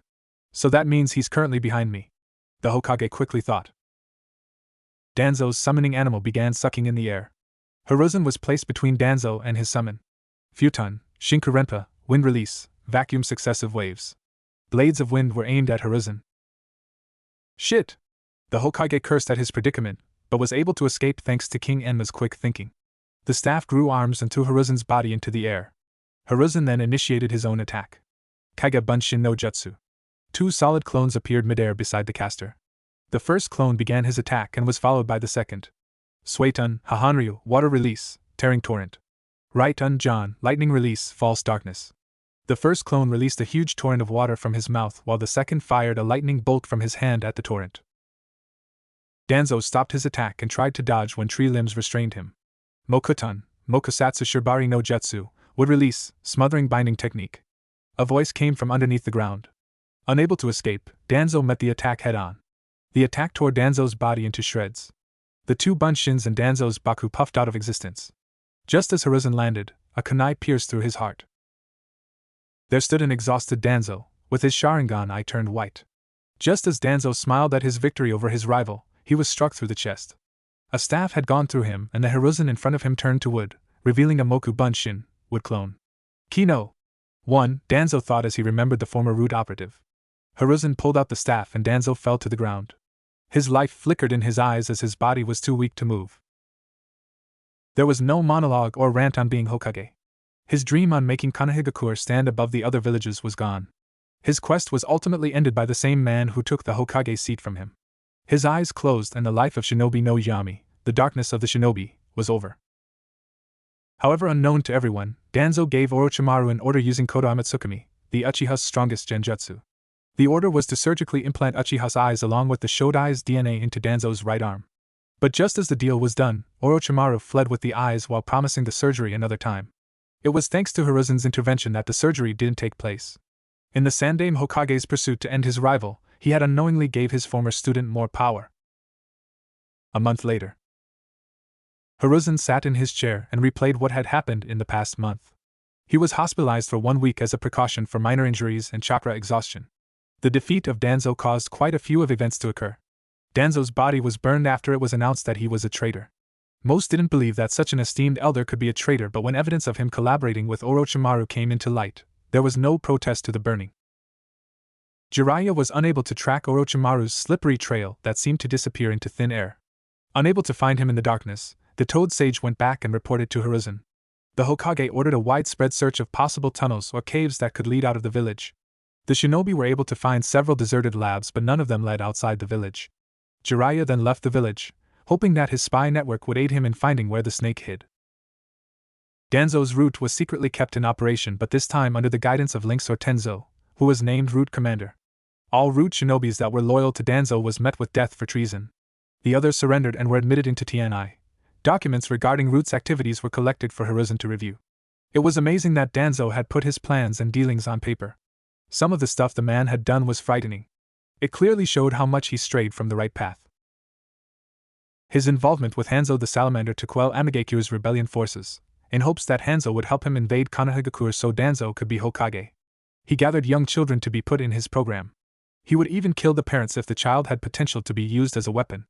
Danzo even made children kill each other to get rid of their so-called useless emotions. He attempted to kill Shursui to steal his Sharingan, but he was only able to steal an eye before Shursui escaped. That explained the real reason why Shursui had committed suicide. In addition, there was a roster of every route A and BU. Even the ones that were killed were listed. Hiruzen checked the list and matched it with his own roster of shinobi. The Sandaime wanted to ensure that no Danzo loyal route A and BU was alive. He skipped the ones that were killed in action as they weren't necessary to check. Danzo's papers even revealed how the other elders and some civilian council members were persuaded to join his side. This caused Hiruzen to strip those council members of their seats on the council, and placed in TNI for questioning. Koharu and Hamura were asked to retire because if the villagers knew that the 3 elders were involved in traitorous actions, the villagers wouldn't trust the higher-ups. The 2 ex-elders regretfully retired from their posts, and Hiruzen was forced to select new elders. He decided on his 2 loyal students, Jiraiya and Tsunade. Jiraiya would only be available for council meetings if it was deemed important. Tsunade was chosen because Hiruzen wanted to groom her to be the next Hokage, not that she knew that. Although he didn't want to remain Hokage, he knew he had to teach Tsunade everything that was needed to become Hokage before he retired. The younger kids en route were taken into an orphanage and were adopted by the villagers. 2 of the kids requested to live with each other instead of with a guardian. Hiruzen didn't like the idea of having kids live by themselves. He was going to dismiss the request when his surrogate grandson barged in. Flashback begins. Naruto had barged into the Hokage's office when he heard that the old man was hospitalized. "Gigi, are you okay?" Naruto asked, ignoring the fact that Hiruzen was with company. "As you can see, Naruto-kun, I'm in good health. I wish that you would have knocked because, as you can see, I have company." Hiruzen said while chuckling at his grandson's antics. Naruto looked at the two boys that looked around his age. The one that seemed older had blue hair while the younger one had black hair. Both boys seemed awfully pale. "Oh, sorry about that, Gigi. I was just worried about you." Naruto rubbed the back of his head sheepishly in embarrassment. The blonde boy sat down on the couch so he wouldn't disturb the two guests while he waited. The two guests, seeing that Naruto wasn't leaving, continued the conversation with the Hokage. "Hokage-sama, can you please allow us to live together?" the blue-haired boy asked hopefully. "Sai is like a little brother to me and I don't want us to be separated if one of us gets adopted," the blue-haired boy explained. The black-haired boy named Sai nodded his head in agreement. Hiruzen sighed out loud. He honestly didn't want to separate the two boys, but living without an adult was hard for children that were still in the academy. "I'm sorry, Shinkuin, but it's difficult to live without a caretaker. Finding a place to rent you an apartment would also be quite difficult," the Sandaime informed. Before the blue-haired boy called Shin could respond, Naruto cut into the conversation. "Gigi, they could live in my building since no one else lives there besides me," the young Jinchuriki commented. The two boys looked at Naruto as if he was the savior to their problems. Naruto began pressing Hiruzen even more. "Plus, they'll have an orphan stipend until they graduate from the academy, which should be more than enough to live by. I really hope you don't separate family just because they don't have an adult to take care of them. Look at me, I've turned out just fine even with my circumstances." Naruto stressed the word circumstances, hoping to guilt-trip the old man. Naruto's plan worked as Hiruzen felt remorseful for not taking care of Naruto better. The Hokage took a puff from his pipe before blowing it out. "Fine, you'll have your wish," the Sandaime said. The two boys looked at each other and smiled. "But you'll need to pay rent and attend the academy to become a shinobi." Hiruzen smiled as he thought the conditions were too lenient, but he didn't feel like facing Naruto's wrath. Flashback ends. It was later reported that Shin had a life-threatening medical condition. Normal doctors were unable to pinpoint the reason for his disease and a way to cure it. Luckily, Tsunade wasn't a normal doctor and had seen such a disease in her travels. She was able to successfully cure him, and he no longer had to worry about dying from the disease. The medic program that Hiruzen had installed at the hospital not only helped the academy students but the doctors as well. The doctors were better equipped to handle more difficult injuries and diseases, thanks to Tsunade's guidance.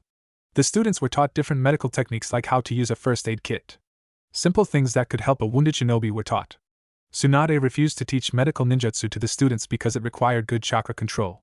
She also believed that they needed to be at least genin for them to be worth her time. Hiruzen agreed as chakra control was something their Jonin sensei was supposed to teach them. Hiruzen spun his chair around to face the picture of Minato. "I hope I'm doing you proud, Minato. I'm slowly but surely fixing my mistakes. Hopefully I can take care of my greatest mistake before I pass on." The evening sun shined on Hiruzen's rock face on the Hokage monument.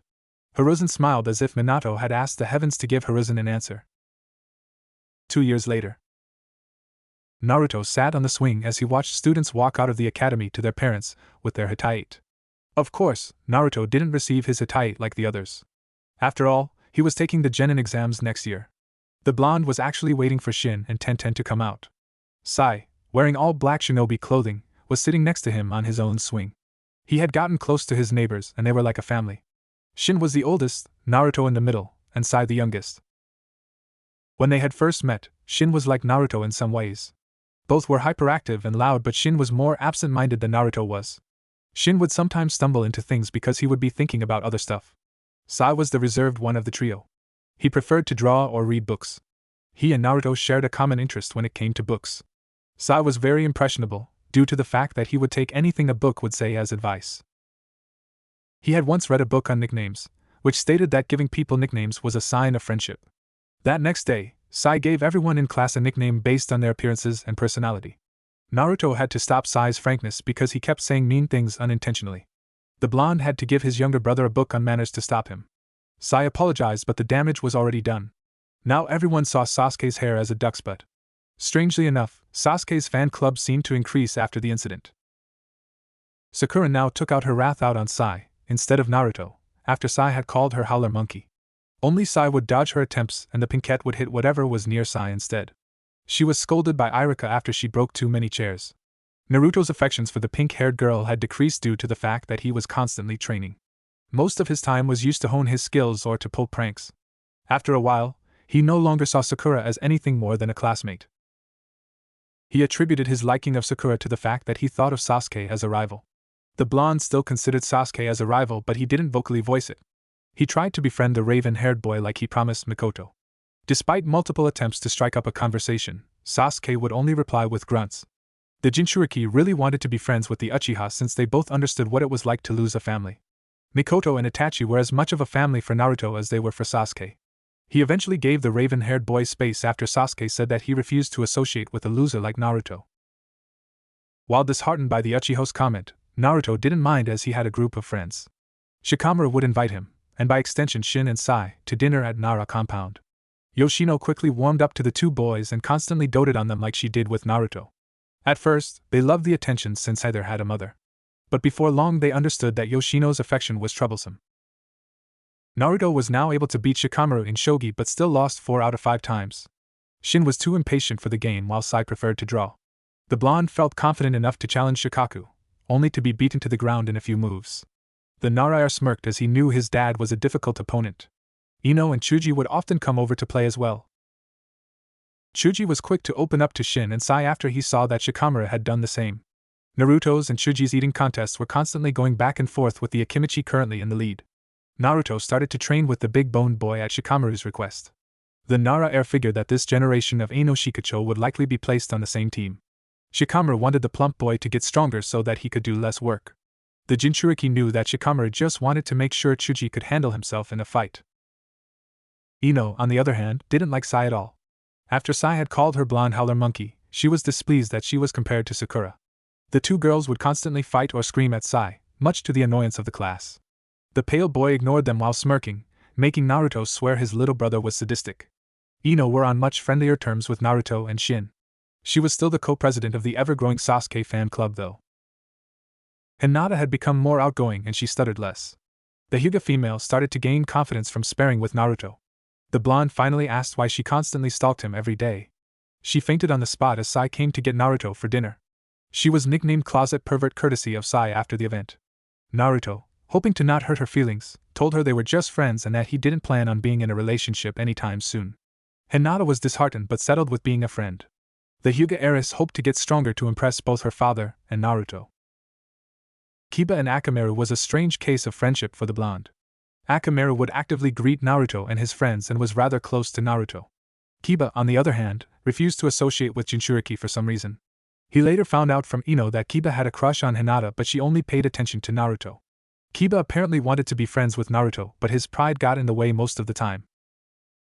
Shino was Naruto's best friend of the entire group. Although he was great friends with Shikamaru, the Aburame boy understood him better. They were both disliked by most of the populace because of what they carried. Naruto was scorned because of the Kyuubi while Shino was stared at with disgust because he carried Kikaichu in his body. The blonde would often visit the Aburame compound and was generally accepted by the clan. Naruto even met Shino's childhood friend Torian, who had recently came back from a long-term mission. Tenten was Naruto's best female friend. They constantly spar and train together. Naruto taught her Fuinjutsu to incorporate with her fighting style while Tenten worked with Naruto on his Kenjutsu. She quickly became friends with Yugao after she found that the ANBU woman also loved weapons, although it was only swords. Tenten was ecstatic to meet her idol, Tsunade, but was extremely disappointed when she met the drunkard. From that point on, Tenten only admired Tsunade's beauty and skills as a kunoichi. Naruto wanted to tell her about the Kyuubi but was afraid how she would react. She was his first true friend and he trusted Tenten. But unlike with Shino and Shikamaru, Tenten was directly affected by the actions of the Kyuubi. He didn't know until the brunette told him about her past. The Kyuubi had killed her parents, leaving her an orphan. Kaguya and Terra had adopted the girl afterwards. Naruto was scared that he would lose her when he revealed the truth. Meanwhile, Naruto's skills were progressing at a nice pace. He had finally succeeded in using the Bunshin no Jutsu after receiving Yugao's advice. He made 70 clones, instead of the required 3, and they didn't come out deformed. The blonde boy was able to use his other jutsus without hand signs after his older sister had pointed it out to him. Yugao told him about chakra memory, which was similar to muscle memory. After using one jutsu multiple times, the body was able to remember how much chakra was needed to activate the jutsu. Hand signs were a way to make the body learn the jutsu faster and to stabilize the jutsu. Generally only E and some D-rank jutsu were used without hand signs since other jutsus packed more power. Naruto asked Yugao if it was possible to do one-handed signs. Yugao nodded but stated that one must possess amazing chakra control. If the person had lousy control, the jutsu would fail to appear. Naruto had then began working on the leaf concentration exercise to increase his chakra control. Initially he loathed doing leaf concentration since it reminded of him of the time that Irika made him do it as punishment. Eventually, the blonde was able to hold 3 leaves on his body for 6 hours. To make the exercise more difficult, he would run while applying chakra to make the leaves stick to him. He had asked Hate for a more advanced chakra control exercise, but his Kenjutsu sensei said that those exercises were only available to those who were genin and above. Hate was cured of his coughing problem thanks to Tsunade's medical expertise. It was weird for a while for Naruto and other shinobi to not hear the man cough. Yugao became even more infatuated with his sensei, and at one point, he didn't see them for an entire week. Naruto's training in Kage-ii Ryu was progressing thanks to the help of Hate and Shizen. Shizen taught him human anatomy and where the pressure points were located. Using that knowledge, Hate instructed Naruto on how to strike those areas. Thanks to his constant training, Naruto's physical abilities was now comparable to most of his classmates. He had now possessed high Chunin stamina. His strength was near the lower half of his classmates, as his skill set didn't rely on strength. He wasn't exactly sure where he stacked up against his classmates, since he never went all out. He did know that he was weaker than Shin and slightly stronger than Sai when going at full strength. The 3 boys often sparred without holding back. They told him about the old root program, and Naruto remembered that he was also recruited by Danzo when he was younger. They were instructed by Hiruzen to not garner too much attention since their skills were that of a high genin. When Naruto was ready for level 3 in Fuinjutsu training, he sought out Jiraiya for training. The Hokage told him that the Toad Sage had left on an important mission. Naruto sighed and wished he had talked to Jiraiya earlier, even if his godfather was a pervert and an ass that left him for 8 years. After all, his father and mother made him his godfather. He must have been important to at least one of them. Naruto hoped that his Jonin sensei would be able to teach him taijutsu, maybe even genjutsu if his chakra control got better. Just as Naruto finished musing, Shin and Tenten walked out of the building. Shin was wearing all black ANBU clothing from top to bottom. Naruto had suggested outfit changes for both Sai and Shin, but they refused. They were used to wearing ANBU clothing because of their time en route. Shin's hataite was wrapped tightly on his left bicep. Tenten wore a pink chipao blouse as her top and dark green pants as her bottom. Her hataite was tied to her forehead, with the cloth being a darker shade of blue than her shinobi sandals. The quartet quickly left and went to Tenten's house for a celebration for the 2 new Konoha ninja. Tenten hoped she had a cool sensei and team. Naruto already knew that Shin enlisted in the new root program since he had many comrades there. The requirement for joining the root program was unknown since it technically didn't exist. Shin was allowed because he was a part of the old program.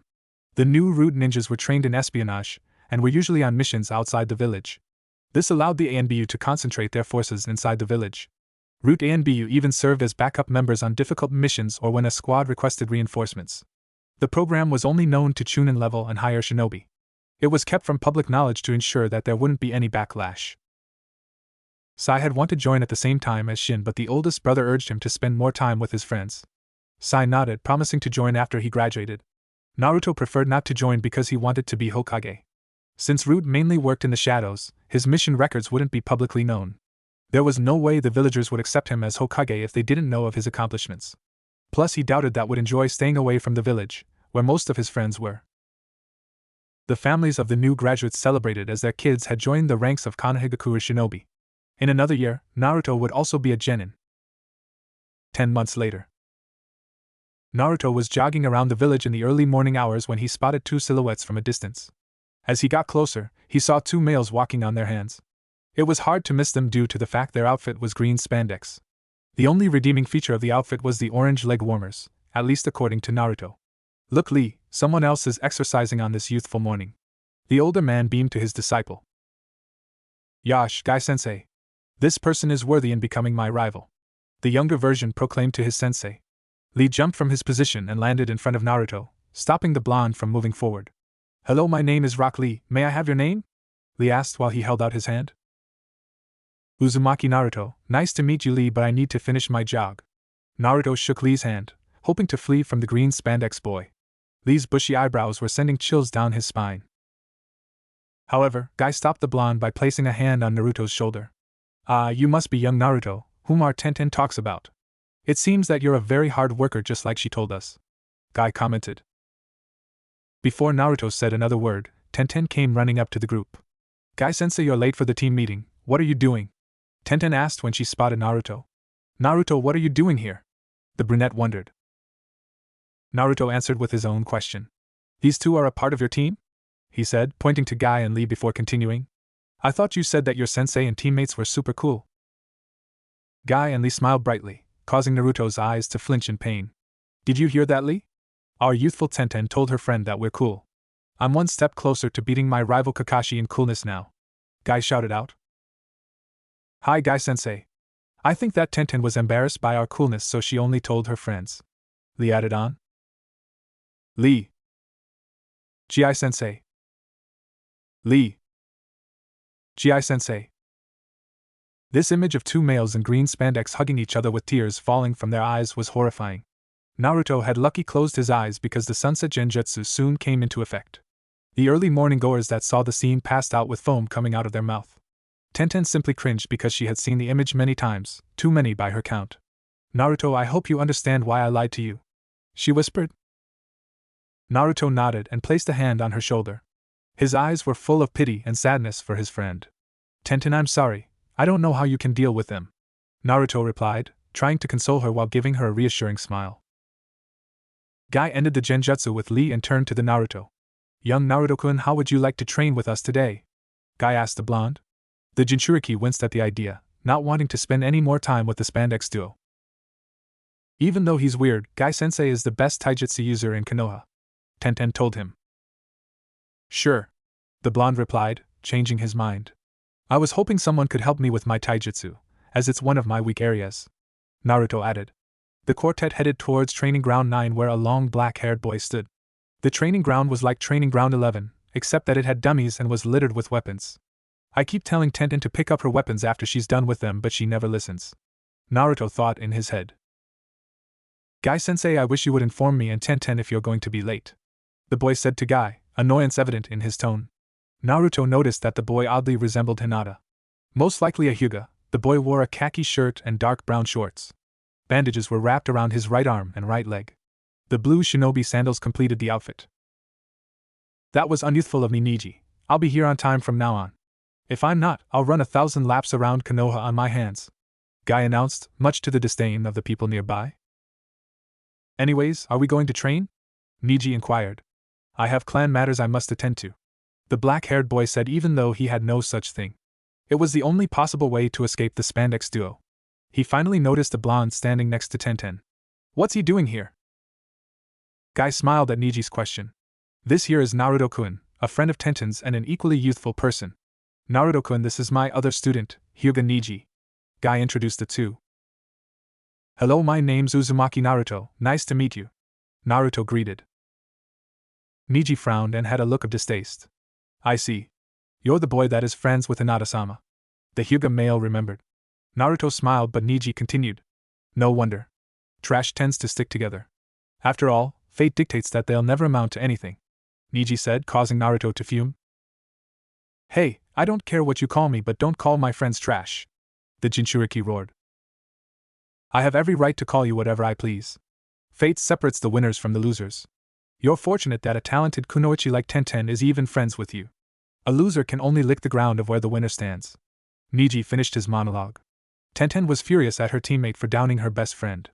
She was about to tell him off, but Lee intervened. Niji, in your eyes a loser will always be a loser, but with hard work anything can change, Lee advised. Niji smirked at the spandex boy. Lee, you were the dead last of our graduating class, and you aren't able to mold chakra, yet you still persisted on being a shinobi. I'll admit that I no longer see you as trash, as your skills has grown since training with Guy-sensei, Niji admitted, causing Lee to smile at the acknowledgement. Niji would once again down his spirits. You're now the ground under my feet instead of the trash that rolls around. Naruto was mad. No, he was infuriated. Guy-sensei, can I spar with your student? The blonde requested as he desperately tried to control himself. Naruto's mind was raging to thrash the disgusting human being in front of him. Tenten put a hand on his shoulder. You might be good for an academy student, Naruto, but Niji was the rookie of the year. He's arguably the best of our generation, she warned. Naruto shrugged the hand off his shoulder and looked at Tenten, dead in the eye. Tenten, titles like Rookie of the Year don't matter out in the battlefield. I may be weak, but I'm not as weak as you think, the blonde refuted.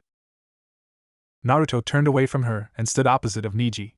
Tenten was stunned by Naruto's words. She always sparred with him, so she knew how strong he was. Why didn't he understand that she was trying to protect him? Guy approached the two boys and stood in the middle. Naruto-kun, I thank you for being civilized and requesting a spar against my student instead of outright attacking him. Guy bowed in gratitude before standing back up. This is a spar, so there'll be no killing blows. The spar ends when I say so or when your opponent surrenders. Guy explained the rules of the spar. This is your last chance to surrender before I pummel you into the ground. Fate dictates that I'll emerge victorious. Niji smirked before getting into his Juken stance. The Jinchuriki chose not to comment and simply looked at Niji impassively. The outgoing Naruto was replaced as his serious side kicked in. Naruto was analyzing the male Hyuga like a book, trying to find a weakness to exploit. After deciding on a plan of attack, he unsealed his wakizashi from its scroll. Lee waited with anticipation for the spar to start, even though he was still feeling down from Niji's comments. Tenten sighed in defeat and just hoped the two wouldn't hurt each other too much. Guy raised his hand up and after a tense moment dropped it. Naruto vs. Niji. Niji and Naruto both stood there, waiting for the other to attack. Niji was obviously not taking this seriously as he didn't even activate his Byakugan. Naruto decided to take the initiative and tried to capitalize on the fact that he was being underestimated. Bushin no Jutsu. In an instant, hundreds of Narutos filled the training area. Such a useless technique when faced with Byakugan. Niji activated his Dujutsu and scanned the area. However, he was unable to find the real Naruto among the crowd. He ran away as soon as he had the chance. The Hyuga concluded. Naruto suddenly appeared in front of Niji, with his back to the Hyuga. The only person that saw what had happened was Guy. After making the numerous bunshins, Naruto used Kawarimi no Jutsu to replace himself with one of the abundant shuriken on the ground. The shuriken the blonde chose to replace himself with was more than 50 feet away. Guy concluded that Naruto had experience with fighting the Byakugan to know some of its limits. Naruto had then applied chakra to his feet and sprinted across to attack Niji. To knock Guy out of his thoughts, Naruto slid his wakizashi back into its sheath. Kage-ai Ryu, Mikadzuki, Shadow Quick Draw Style, Crescent Moon. The Jinchuriki whispered out. When the blade was fully in the sheath, blood sprayed all over Niji's back. A crescent strike was etched into his back and red liquid was dripping out of the wound. You shouldn't have underestimated me. If we were allowed killing blows, you would be dead right now, Naruto said with no outward emotion.